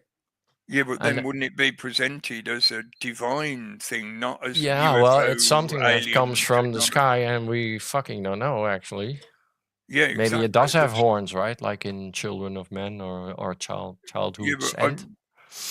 I feel that when you say disclosure, it's that reference or connection to aliens, other sentiency beings living on other planets, that kind of alien, not demonic or angelic entities coming to fulfill some kind of divine prophecy stuff. No, I don't think it's alien either. Like, no. It could be interdimensional or always from here since forever. Something like that. Yeah, but the point is, it's not God and his angels of the Zionist narrative. No, but their rituals and their fucking shit is trying to provoke something. But that's what I'm saying. Their so-called second coming, and it might play into that alien agenda. But they present to us... That's palpable to us. The disclosure concept is presented to us as being about aliens, whether they're interdimensional or... Yeah, but that's a narrative, yeah. Yeah. So how would that equate to that's them for now us. Pursuing this? Yeah, but that's what I'm saying. How does that equate to them pursuing? They know exactly what it is. They have an idea what they're invoking, right? But they're telling us it's aliens. You get my drift? Catch my drift? So it's for us, it's more palpable. It's like, oh, it's something from another planet, or we cannot. Meanwhile, it's fucking, I don't know, Gilgamesh kind of a level fucking weird shit. I don't know. But it's just for the dumb people. It's for us. The alien narrative, disclosure narrative, spaceships is, But that to me... That's another belief kind of that they're putting out there for us. Yeah, but that's still, to me... The alien brothers are coming to save us. But they're already announcing holy war for divine reasons. Yeah, but that's for... They've taken the mask off and they've been admitting on plenty of social media. So that's the same as mainstream. Just because it's not on a news program doesn't mean the majority of the population isn't looking at it. Most of the population now only looks at social media. Yeah, so and they don't go to church anymore and read the Bible either, right? No, but if they see that's a very small group now. Clip of some of those religious people talking about how they think this is the end time prophecies and their Messiah is about to return. All they need to do is rebuild the temple, blah, blah, blah. Yeah. How is that going to be distracted by another aspect of the media turning around and going, hey, folks, it's true about aliens? I don't see what you're suggesting is some kind of method to deceive people into believing the other thing, yeah? I think we're beyond Jesus. Like, if Jesus would fucking come down, right? They're trying to sell that story actually right now, right? Yeah, that's the Christian Zionist point of view, yeah. Yeah, I would believe that the Christian Zionists and the radical Jews and all that would believe that, 100%. That's what they've been taught, yeah. But you and me won't. So for you and me, they have this alien fucking story. That's what I'm trying to say, right? For the normies. This is for the normies. That disclosure shit. But that to me, it still doesn't make sense in the current climate. If you'd suggested that to me a year ago, I would have said, yeah, I can see what you're saying. I get the point you're making. But to me, that doesn't equate to them now going mask off, balls out, let's attack the Holy Land for this new crusade, holy war. Okay. The two don't equate. They're not going to persuade the normies to go, oh, by the way, this entity that we call the new Messiah is actually an alien, so therefore you're going to like him. Yeah. No. It's always been no. That's how they trick us, right? They're gonna convince us that it has always been the aliens, angels, demons, God, whatever fucking comes out of the sky, we now have a scientific answer for it. It's, it's always aliens, interdimensional, but it's ancient not astronaut us. theorists say yes. Yes. Yeah. Because, I don't know, do you know Chris Bledsoe and that fucking UFO story that's going around? No. So he got visited in 2012 and he saw the lady, and the lady told him everything that's happening right now, supposedly, right? And he got the military got interested in him, and he told them everything that he knew, and now the military and everything is kind of acting to his prophecy, because he saw in this year that something would happen in Iran. And because of that, he saw orbs and lights and what else? What he's saying? I'm sorry. Don't believe what I'm saying. Okay, that's what he's saying. And that in somewhere in August or September, the star Sirius would rise in fucking in Egypt, aligned with the Sphinx, and that will be the sign that the new age has begun. And there's a fucking radical military group that is so interested in this bullshit, right? In his prophecy, that they actually, I believe they actually got him in skiffs, and high generals are talking to him, and NASA is talking to him, right? They're very interested in his story because they actually believe that he got his name is Chris Bledsoe. I'll type it. No worries. So look into it. It's fucking hilarious. But it somehow this all ties in, right? And I don't know why I'm aware of that shit, but yeah, I'm interested in UFOs, so I kind of picked up on that. I can see it. But these religious nutcases are looking for straws, right? Like, we got something. This is this, and it's so fucking bizarre. It's weirder and weirder, Cookie. I don't know how to explain this. Really? Because to me, it's like fucking what the fuck? I'm more inclined to agree with Dustin. Right. I think all of these stories about disclosure in that kind of respect are just there to make people. Yeah, but there is that reality to it, Cookie, and you know that too.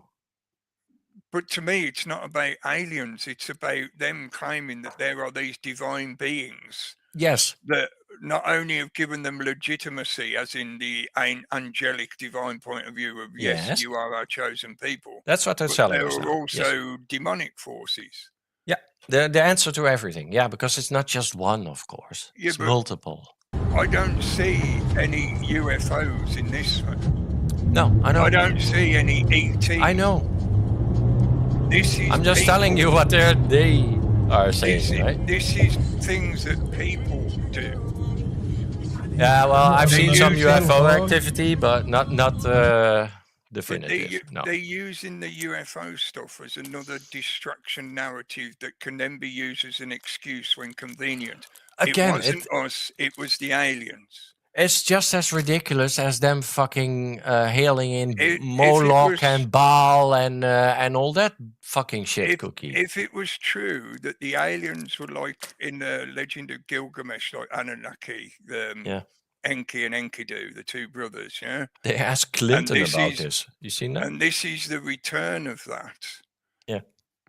I always get them the wrong way, right? I think it's Enki was the good one that was on our side. Enki and Enlil. Right? Yeah. Enlil, yes. I always say Enkidu because I think that's his wife. And his brother, and Enlil, I think. I'm still reading the Book of Enoch, so I haven't. Again, I got to reread Gilgamesh because, whatever.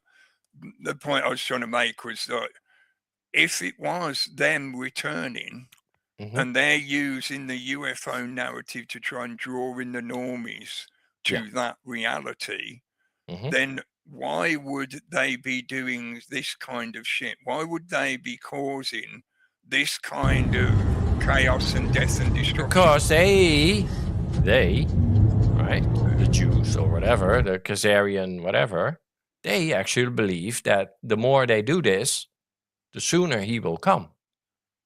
Yeah, that's why they do this. Point of view, isn't it? Yeah. Yes. Hang on, this is appropriate. Well, and Trump's point of view, and Accet's point of view, and all of them. Is that one? And it doesn't matter if you believe it or I believe it.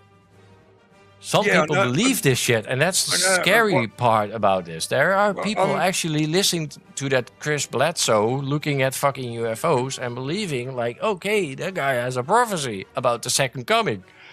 That's scary. Right? How is that any different from them saying the same kind of shit they've said so many times over How many prophets have we had over the ages, Cookie? Yeah, exactly. Yeah, To me, I that's know. just another excuse. Yeah, but you're arguing with me. But I'm, Sorry. it's Oh, it's not about me. It's what they put out there and what I'm seeing. So I'm trying to connect no, dots, right? I wasn't arguing with you. I'm trying to. No, debate but I'm whether just trying to connect the it dots make- here. Like to me, I'm seeing two it things. doesn't make sense that they would use disclosure to try and draw people into this. They're already doing this. It's because the atheists, the people that don't believe in God and angels and demons, they have an explanation now for angels and demons, and that's aliens. Right? Again, That's the normie narrative. Yeah, But how does that?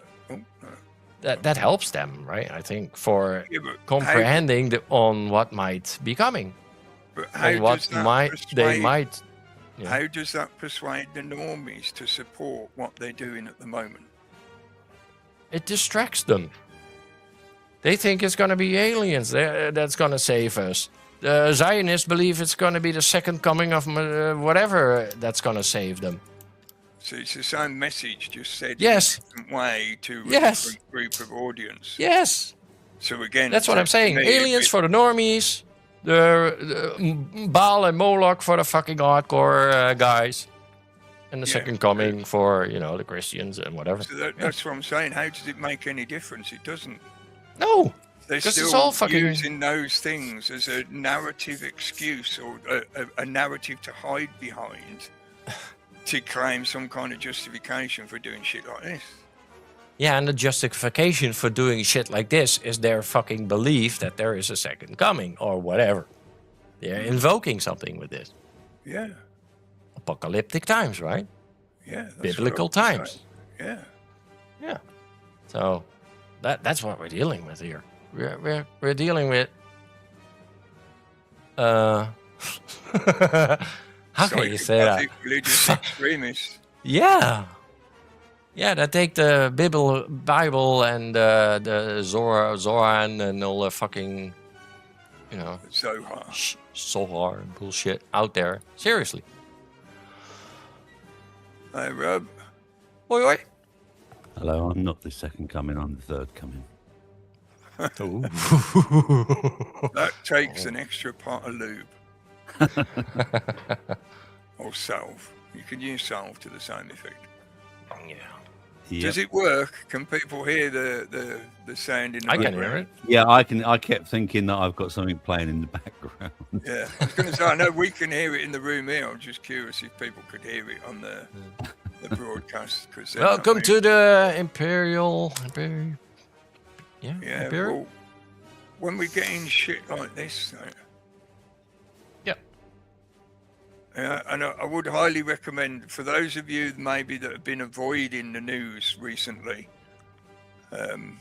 which I know some people prefer to just not look at it or whatever, but if you wanted a resource to reference about recent news events that add to the justification to explain why we're talking the way we are about this kind of subject matter, then please check out the latest video from True Stream Media. I'll put a link in the chat rooms if you haven't already seen it. And for a change of pace for them, it's not a video that they're narrating or appearing on themselves. It is literally just a collection of It's a clips. daily. Yeah, it is very much like I the could daily. have made that fucking Yeah. thing as well. Yeah. Because I did say to you, like, when we were setting up, like, I wonder if she'd seen your daily videos and was, like, copying the format. But, yeah, it's a collection of clips from the news media, including a few throwbacks to stuff from previous years and whatever to add context. But, yeah, if you want to show somebody the out of their own mouths level of admission and saying the quiet part out loud, and admitting their own insanity, there's a whole selection there. It's like over an hour. What is it, an hour and a half or something? Yeah, hour and 30. Oh, that's interesting.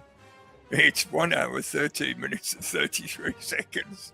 So it's 11,333. That's cool. Cookie, I'm surprised you haven't been shut down with that music playing in the background. That's partly what I wanted to test, mate, to see if it would work.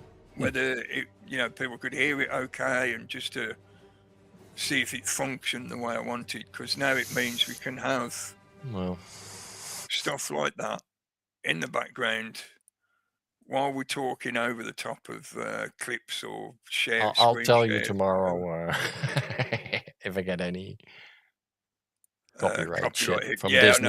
Yeah, I'll find out as well on mine. Yeah. The song, the Hey See Dixie might be okay.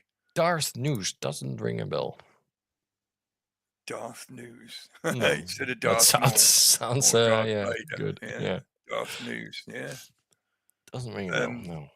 There's another song I want to play, which I know almost always triggers the YouTube, because I know it's done it before. I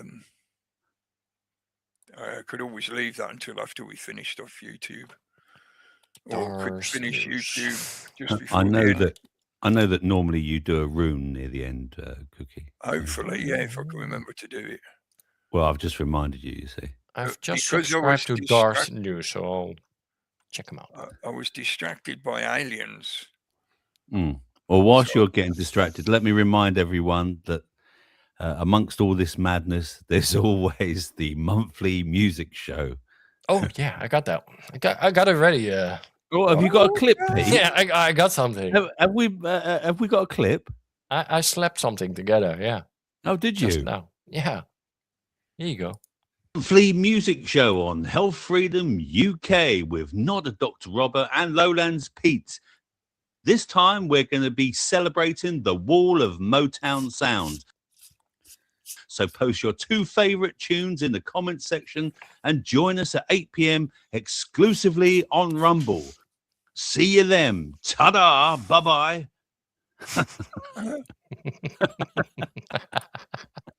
It was not easy to get to time that fucking, but yeah. He looks like he looks more like Rich T than he does me, I think. Looking sharp, Rob. See? No, it's that Jen. That bloke looks more like Rich T. Because Rich T is my brother from another mother. Nobody knows what. Yeah, well, now they know what he looks like, but yeah. Yeah, well, thanks to Jen, she chose the subject for tomorrow's monthly music show, which is all about Motown music. Yes, the Hall of Sound. So I will be exclusively on Rumble because, like Cookie has been discussing and Pete discussing, you cannot play tunes on YouTube, but you can get away with anything you like on Rumble. So if you want to come and join us tomorrow, I've just tried to put it in the link, but I'll put it in the other way. Hang on a second. Oh, there we go. It is in there. I think it is in there, isn't it? Yeah. So if you want to come and join us tomorrow, please do so. And we'll play 2 of your favorite tunes. Just either post them here and I can pick them up, or when I do a warm-up video tomorrow on YouTube, post them there, or even once I can get the stream up, you can post them in there, and then we'll download them, play your favorite tunes. It's always a good break from the norm, isn't it? The music. Yeah, drop them in the daily or wherever. We'll find them. We'll find them, and we'll play your favorite tunes. Cookie, you've chosen one, haven't you? Wasn't it? Yeah, I was just thinking. I've got to try and think of a second one. Yeah, Donna Summer. I Feel Love. I Feel Love. Oh yeah. I know it's more disco than Motown. It's if we sort of hover over the disco moments, that's okay as well. That period, yeah, Black, yeah, that helps. But fundamentally, if you've got some favorite Motown, then bring them on. Yeah, actually, Motown wasn't all black, was it, Pete? There was no. A few of us honkies on there as well. Yeah, and it verges into jazz as well. As it was developing. It's not just the 3 Degrees or the Supremes. No, or the Communards. Yeah. But in other news, mention, because you might not have seen some of this, I think you did include a little bit about it in the Daily today. Unbeknownst by most of the people, because a lot of the mainstream, the legacy news isn't covering this at the moment, or hasn't mentioned it yet, maybe. But American forces have also been attacking Ecuador. And Yeah. it turns out that they've, even though Cuba is Trump, on the list too. yeah, I was going to say, even though Trump has sort of only mentioned it in passing, because he mentioned Cuba being next kind of thing. But it turns out, according to the reports, and there's a clip in Tristream's collection of clips on that video, that Cuba's already done. Yep. They've done it They're with, blacked out. yeah, they haven't landed any invasion force or anything. They've literally just strangled them through. No, they cut them off because Venezuela is their lifeline for oil and energy, right? Yeah, they've blockaded them. They've not allowed anyone to come in and trade with them for those goods. No, they're on blackout since yeah, it's 4 or 5 days now, I think. Yeah, people will start dying very, very soon in Cuba. Yeah. Well, this is why I say Russia is helping, so we have now, despite what the to and fro that they're giving you in the mainstream legacy media, you know, they're still having that debate of, oh, is it really happening? Is it really a this? Is it really a that? Like the clip you used, that comedy clip of the guy in the competition answering questions of whether kind it's of a war or not. Yeah, is this a war or not? Yeah, is this war? The media has been tasked to keep you preoccupied with that to and fro debate for at least, I would suggest, I'm arguing, at least another 2 weeks. Because in approximately 2 weeks, it's going to be the spring equinox. Now, with everything else that's happened, again, even though allowing for, I think they're playing multiple narratives here so they can hide behind whatever works at the time. Mm-hmm. So some of it could be connected to things like Disclosure Project, but they also seem to be fixated with this solar cycle religious connection, because that is a major part of Judaism, even though they'll deny it and poo-poo it or whatever. It is a sun-worshipping belief system in the same way as Christianity is, and Islam is as well.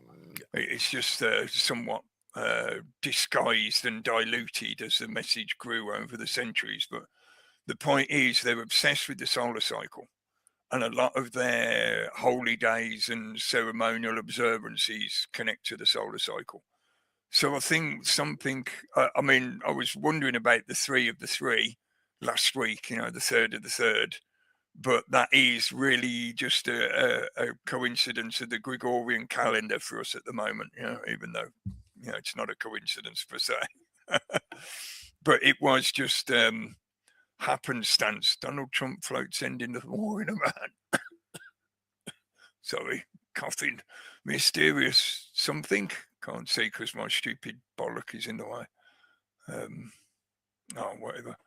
Making call with Putin. I think the war is very complete. Mysterious deal. Oh, right. Okay.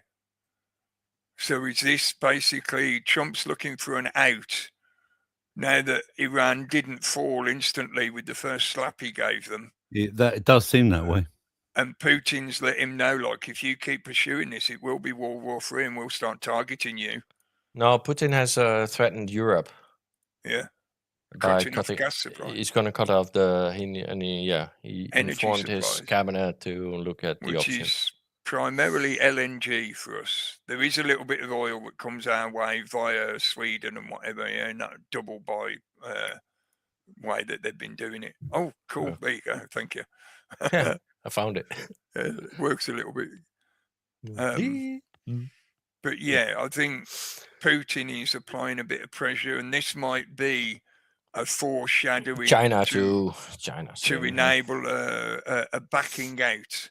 Because as I mentioned last week, one of the dangers of popularist politics is that any politician that runs on a popularist foundation, inevitably, because it's based on that concept of popularism, they have to do whatever is expected by the popularized majority. In other words, what the majority thinks they want. Not quite.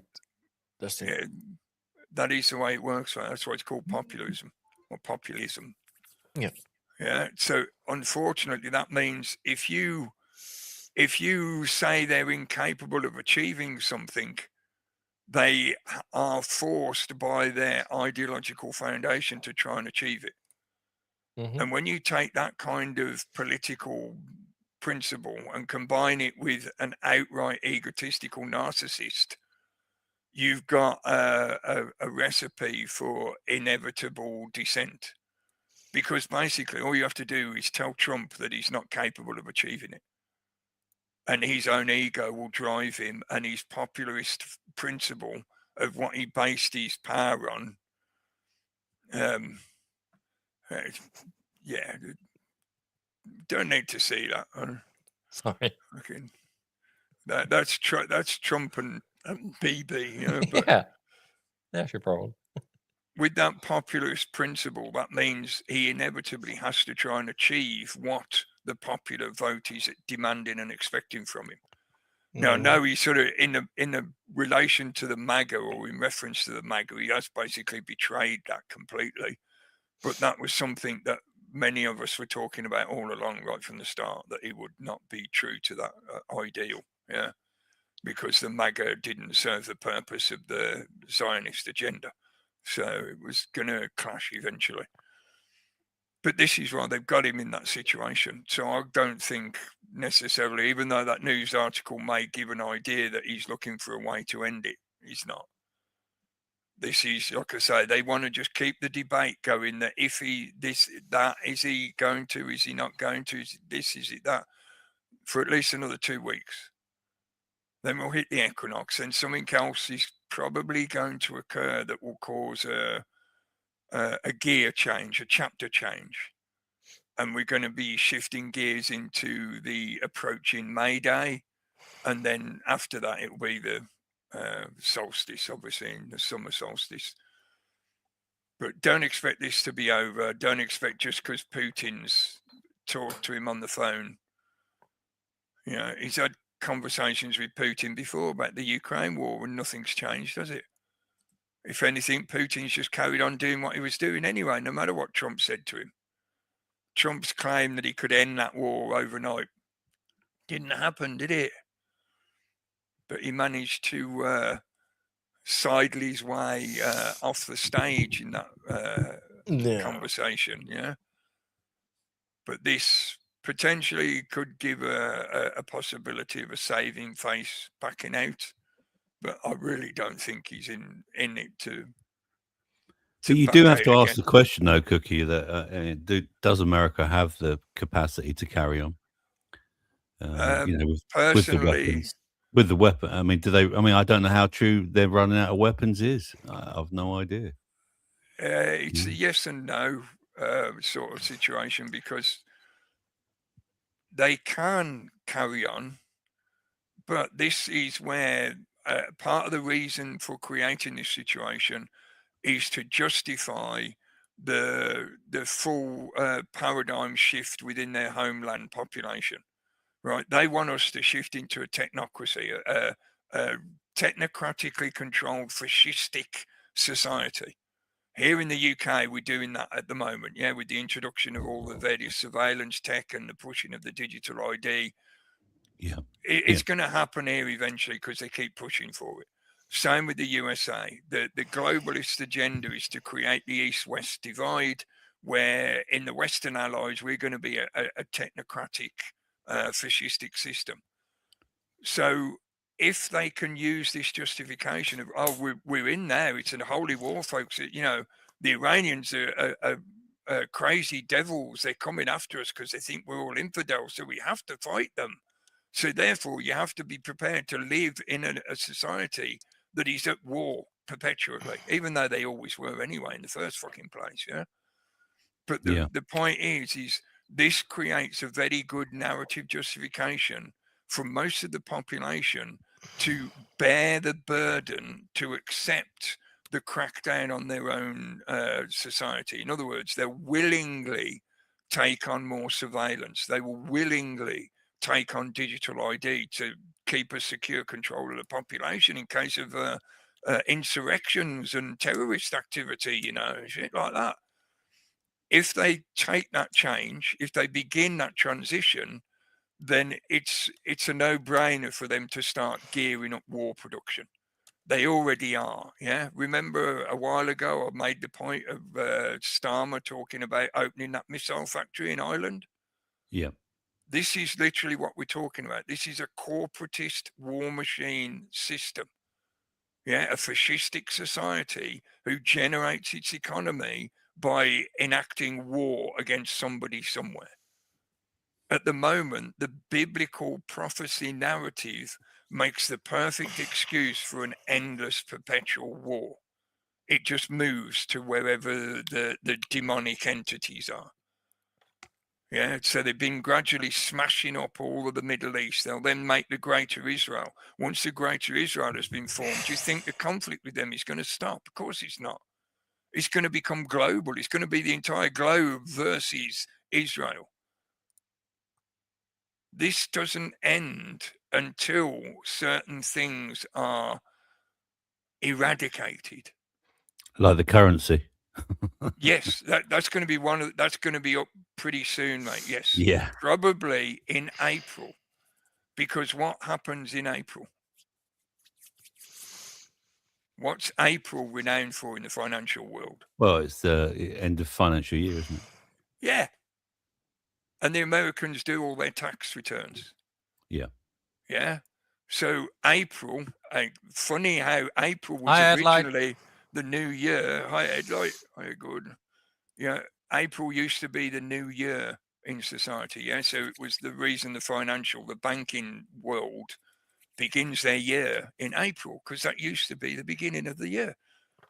Yeah, funny that, isn't it? But yeah, expect the financial market or the financial situation probably to take some kind of massive hit in April, if not begin its full-on collapse. And then that will be the digital currency being pushed hard. Yeah. And when the effect of this restriction on oil really starts kicking in, we've got a month till that period, yeah? So you think now already oil prices are spiking. Already the various economic talking heads are talking about how this is going to affect everything in the economy, blah, blah, blah. Give that a few weeks. The economy is rapidly going to become toast if this situation perpetuates for a few weeks. If the financial global market becomes toast, what fixes that? Digital ID, digital financial system, the never-ending blockchain that can be grown ad infinitum. There's never any end to it because it's not linked to a real-world commodity. I think that's your question for your rune, Cookie. Will it collapse before April or in April? Yeah, that's a good idea. There you go. I've not finished Meanwhile, yet, I'm showing Iran. This was in last August. How it is, you know. Look at all those like fucking oppressed people there. Yeah. Yeah, they do look at all those oppressed. crazy fundamentalists. Yeah. Oh, it's like Russia. Terrible. Look at all those religious police. People have to come off the fucking propaganda horses that certain countries are a certain way. Because I'm getting tired of that. Yeah. Similar to Russia, China, fucking every oppressed country. As Cookie said earlier, Pete, first it's not war the truth. You don't know the truth if you say shit like that. Sorry. But there you go. The othering of the enemy, the dehumanizing of the enemy. It's something that they always have to do because they know that in general, people are not of the kind of mindset that they want to kill other people. That is not how we naturally interact with each other. Yeah. It's only crazy people, psychopaths that do that kind of shit. Normal, everyday people do not want to kill each other. Jews can be identified by their DNA, by their fucking original heritage, where they come from. So a Polish Khazarian fucking Jew is not a Jew. That's a crypto Jew. Yeah, he's not a stop true that Israelite. too, please, because you know it's very easy to identify an actual Jew. They come from there. I was going to say, ask them to see their foreskin. Yeah. So you know all that shit. Fuck, get off that horse, man. Get off it. Yeah. It's not the Jews. The Jews have been used, you know, as a for a very long time, for they a have been couple of thousand weaponized. years at least.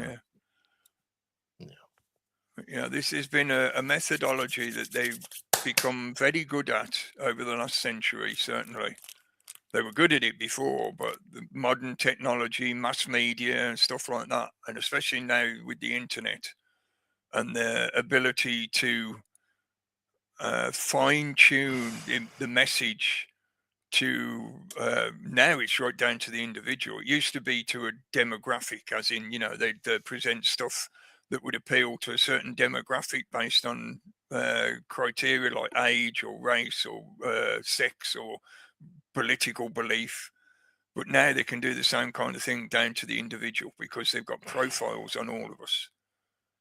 And all of this stuff is done pretty much automatically. I'm not suggesting that there's individual humans sat there going, oh, yeah, Cookie will react to this kind of information. No, it's all done automatically through the algorithmic systems. So the algorithms identify values for you and attribute values for you based on certain criteria.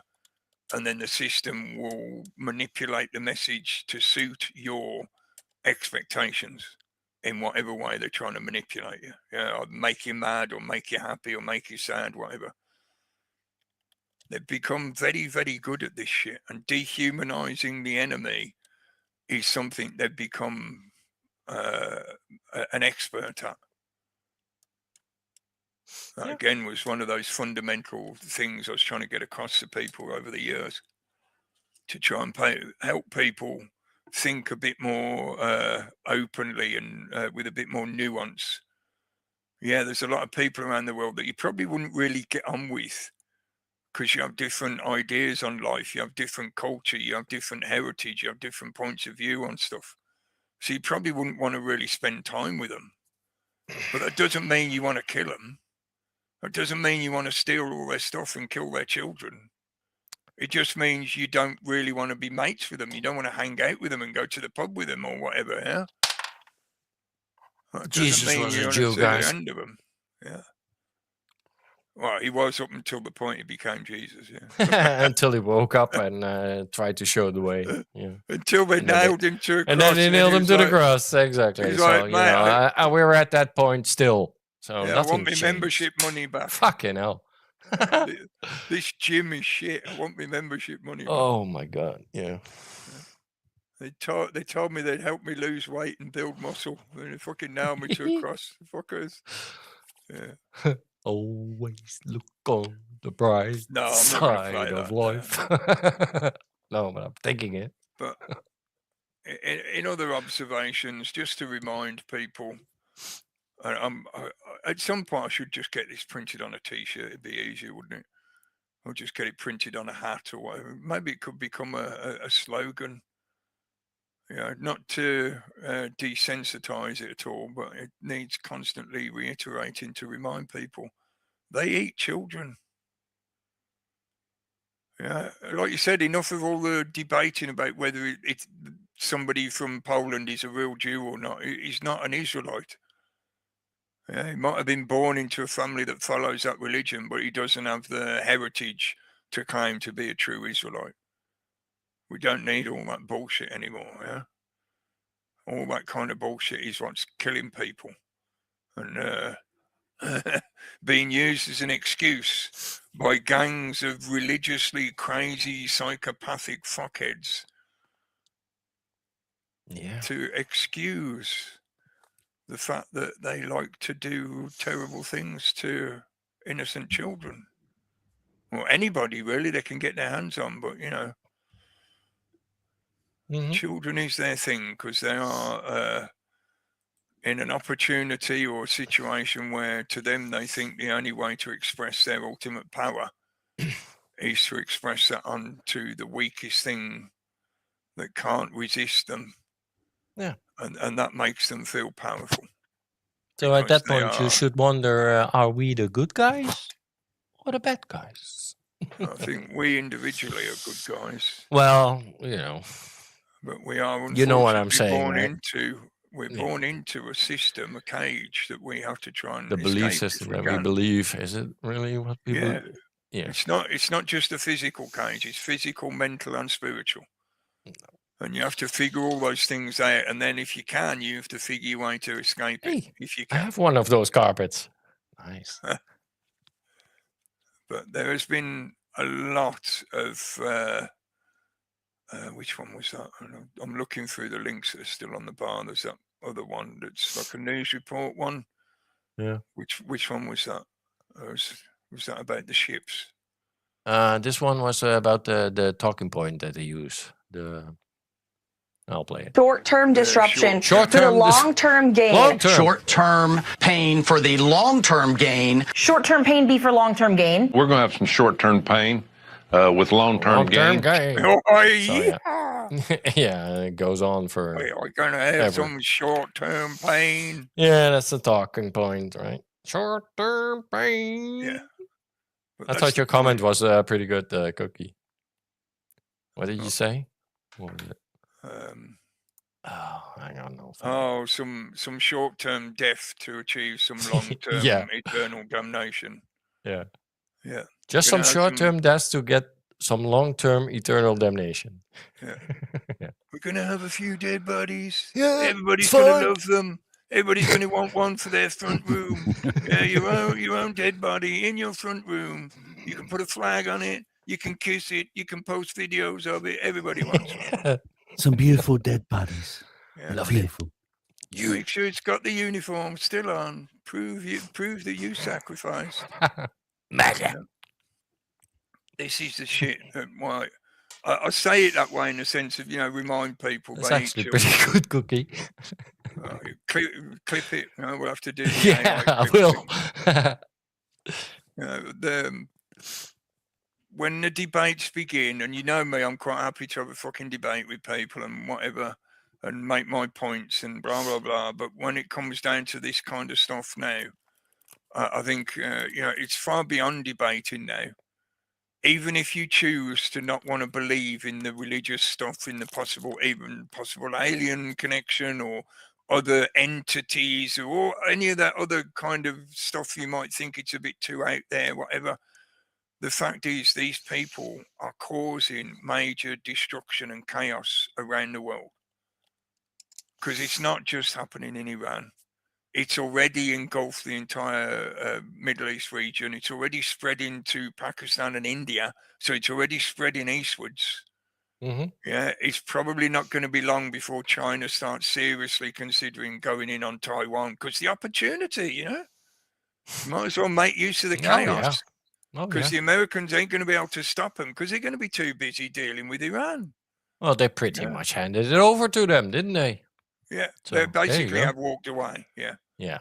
So I think they're just letting it happen. They're just pretending to not be interested anymore, basically. But, all this shit is going to carry on and it's going to get crazier and crazier. So please don't forget to get serious about your joy. Take some time out. Make the effort to spend some time doing something else completely different. Do something creative if you can. If you are able, if you're in a position where you can try and escape the system, do so. Yeah, in whatever way you can, whatever degree you can, even if it's just having some vegetables that you grow in your garden or on your allotment or whatever, so you're getting your own food supply, stuff like that. There are plenty of options and there's plenty of information available thanks to the internet. But download it, print it out if you can, get it on hard copy. Get the physical book rather than just the PDF version. But don't think there's nothing you can do, and don't let the media, the mainstream media, terrorize you with the crazy shit that's happening. It is going to get crazier. Deal with it. Yeah. But deal with it in a sensible way. Give some consideration to what you need to deal with for yourself, for you and yours. Yeah. What shall I ask this question as then? Is it the financial markets up by April? Yeah. Yeah. Oh, the financial. Is it the end of the financial system that we've known? The current fiat. Yes. Jekyll Island, all that shit. Yeah. I think they are going to have to change it inevitably sooner or later. The petrodollar is dead. Oh, I think that's an inverted. Yeah, it is inverted. So it's not necessarily good. But it need me super hairy pothead glasses. Let me make you big, Cookie. You could try. I did. Fuck it. That rune is what's the actual name of it? Wunjo or Wunyo? I'm not sure how you pronounce the J in Nordic. I was going to say Slavic, but Nordic sense. Is joy, but it's inversed. So it's the opposite of joy. There's me saying about getting serious with your joy, and it shows me an inverse rune of joy. Things are slow in coming to fruition. The process of birth is long and arduous.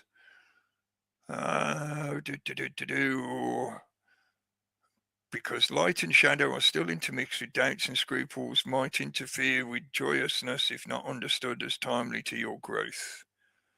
Remember, it's an inverse of the concept of joy. Everything is a test. The rune reversed is a useful meditation. Cheers, Ralph. That's a really good interpretation. Yeah. Yeah, the book's by a guy called Ralph Bloom, if you wonder why I'm saying cheers, Ralph. Yeah. But he's basing it on a lot of other work, obviously. So that's one of the reasons why I bought that one, because it's supposedly one of the better interpretations of the runes. But yeah, I'd take that to mean that, yes, it is going to happen, but it's going to take a while and it's going to be painful and uncomfortable, like giving birth. So it's going to be the opposite of joy. You could also interpret it that the runes are trying to say, no, you're not going to be joyous about the outcome of this. So maybe it's suggesting that it's not going to happen, therefore you're not going to be joyous. No, I'd say it's more that it's going to be... I'm a bit confused, yeah. Yeah, I think it's going to be very unpleasant is what it's saying. Question was, is the fiat financial system going to get fucked up by April?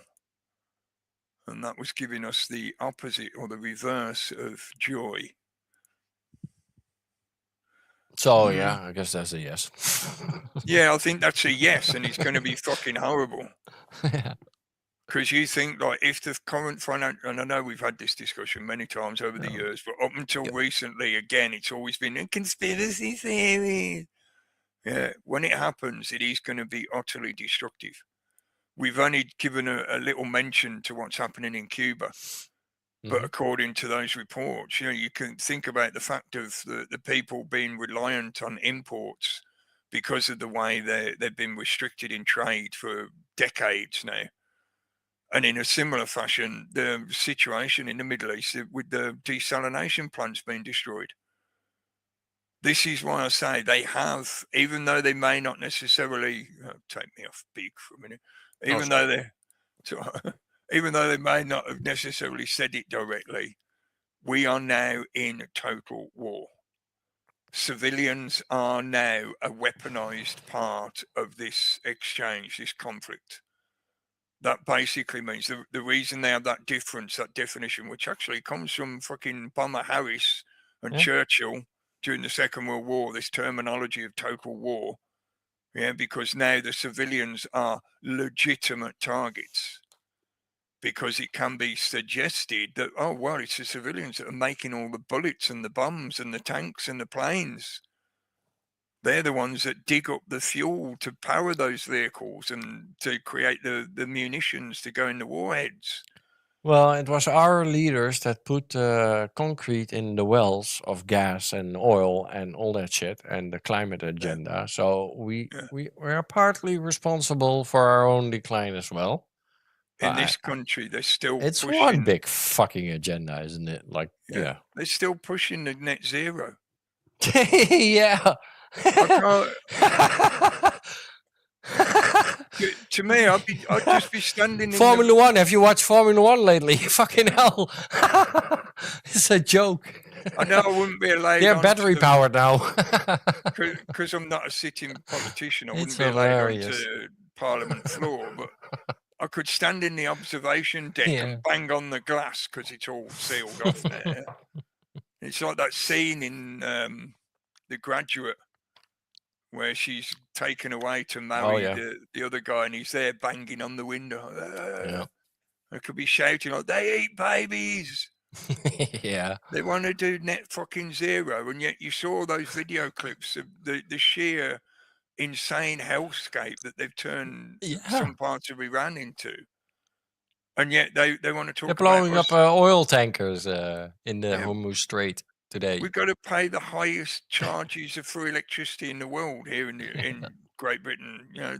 Yeah. And they're talking about net zero and shit, and that's and peak oil. Yeah. This is how insane and detached these people are. They do not live in the real world. They live in a little bubble that's been created by their own lies, perpetuated by the media sphere. Yep. Yeah, it's like they spout a lie, the media sphere repeats it back to them. So eventually they end up in this bubble of fucking delusion. Well, that's the sad truth, right? I heard once from quite a high up elitist. It's like they don't know the lies from the truth anymore either. Yeah. Right? They have spun so many fucking bullshit lies and stories, and so they don't know either anymore. Yeah. So they're looking for the truth again. Just like us. Yeah. Lovely. But they need us to find it. The Epstein files kind of show that, right? I'm like, yeah. So, you ready for some decent music to listen to tomorrow night? Yeah. Some positive tunes, from a positive era. And part of the reason I wanted to play the Hayseed Dixie song earlier as well was simply, again, to reiterate a point I've made many times. You don't need electrical instruments to have a good time with music. Acoustic instruments are something we should not forget. We should keep familiarizing ourselves with. It doesn't mean you necessarily, not everyone is able or capable or interested in playing an instrument. But if you can, give it a go. Yeah. Or learn to sing, learn to do something, learn to play the spoons. Whatever. Just make some noise in a creative fashion. Yeah. Because if it comes to it, when all the shit gets seriously bad and the AI decides that we're not allowed to have electricity anymore because we're just useless eaters, we need to be able to use those acoustic instruments to entertain ourselves and to share information with each other, share wisdom with each other. Music is a great language to do that with. I got 2 tunes, right? And I'll make you pick. Pete, one that explains what's why and how it's going on, and one that kind of shows what we are destroying. Pete, Cookie, just before we go, let's send out some love and positive energy to Mr. Smith. He hasn't been around for a while, so. Oh, yeah. Love you, mate. His health keeps going up and down, doesn't it? So, he needs to take some time off. Take some time off, mate. If you're listening. He's a highly active person. He puts a lot of energy into various community activities, doesn't he? So take care of yourself, mate. Yeah. Give him some energy, give him some love. Yeah. And all the other people we know that are currently going through some kind of illness. Hopefully you're getting better soon. Yeah. Yeah. Or technical issues. Yeah. Oh, it's my so stars. A or B, choosing. what's it gonna be? A is 1, or I've actually got B three songs on there, but the other one, the one I've chosen, I have played before. So I wouldn't mind leaving that because the other 2 are both good choices. So well, I'm not going to leave it to the audience. I would suggest share the link for both of them. But I'm more interested in listening to number 2 as well. Yes, I would agree with that. Number 2? So, I think I'm going to make that choice. It's a shorter one as well. So. Is it? I'll put number 1 in the daily tomorrow, complete. Because I think I can get away with it. Yeah, it's good. Thanks to Made in the UK for that recommendation, that link he shared. Yeah. I know I've heard the guy's track, one of his tracks before, but that recent one was spot on. It was really good. definitely Yeah, up there. track with, number 1 was Webby, right? Is it Chris Webby? Chris Webby. Yeah. And what was it called? Something Notes. Was it Verbal Notes or something like that? I don't know. Yeah, I can't remember. But yeah, thanks for tuning in, folks. Thanks for giving us your attention for a couple, 2.5 hours. Yep. I would say I'll join be the more after chat. succinct. I'll share the link again. Hang on. I'll be more succinct in the future, but it might require me to use lots of words to explain why I'm being succinct, so therefore I won't be succinct. So, it's just tough shit. It's not George Michael. No, it's better than George Michael. It's definitely better than George Michael. Yeah. So, tune in tomorrow. Remember, it'll be a Rumble exclusive. Yep, only on Rumble. Health Freedom UK for the music show. Bring your Motown requests. And we will see you again soon. Thanks for tuning in. Good cheers. Ta-da. از خون جوانان وطن لاله خدا لاله جانم لاله دمیده از ماتم سرف از ماتم سرف قدشان صرف جانم صرف خدا صرف صرف خمیده در سایه گل بلبل از این قصه خزیده گل نیست چو من در غمشان جامه خدا جامه خدا جامه دریده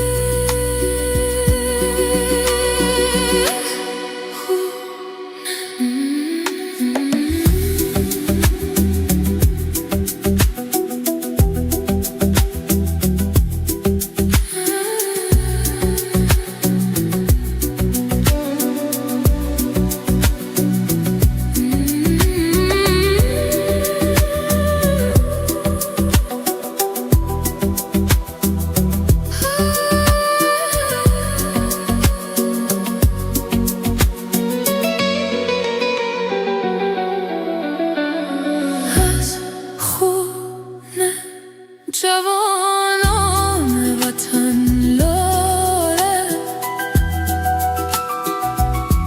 خدا لاله جانم لاله دمیده از ماتم سر از ماتم سر به قدشان صرف جانم صرف خدا صرف سر و خمیده در سایه گل بلبل از این غصه خزیده گل نیست چو من در غمشان جامه خدا جامه خدا جامه دریده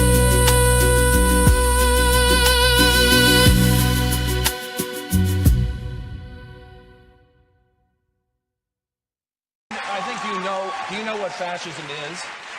You know what fascism is? To America, it You know will what not Nazis wear, it will are? not wear, no, Yeah. sir, wait, You sir. know what When Nazis fascism are? You comes know to what America, it fascists will are? not be in brown and black shirts. It will not be with jack boots. It will be Nike sneakers and smiley shirts. Smiley. The fascism. Germany lost the Second World War. Fascism won it. Believe And me, actually, my friend. fascism is when corporations become the government. Yes.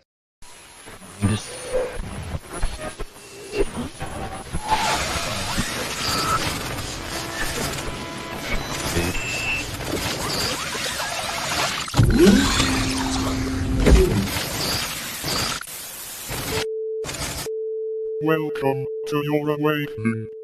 Please take all as your reality is adjusted.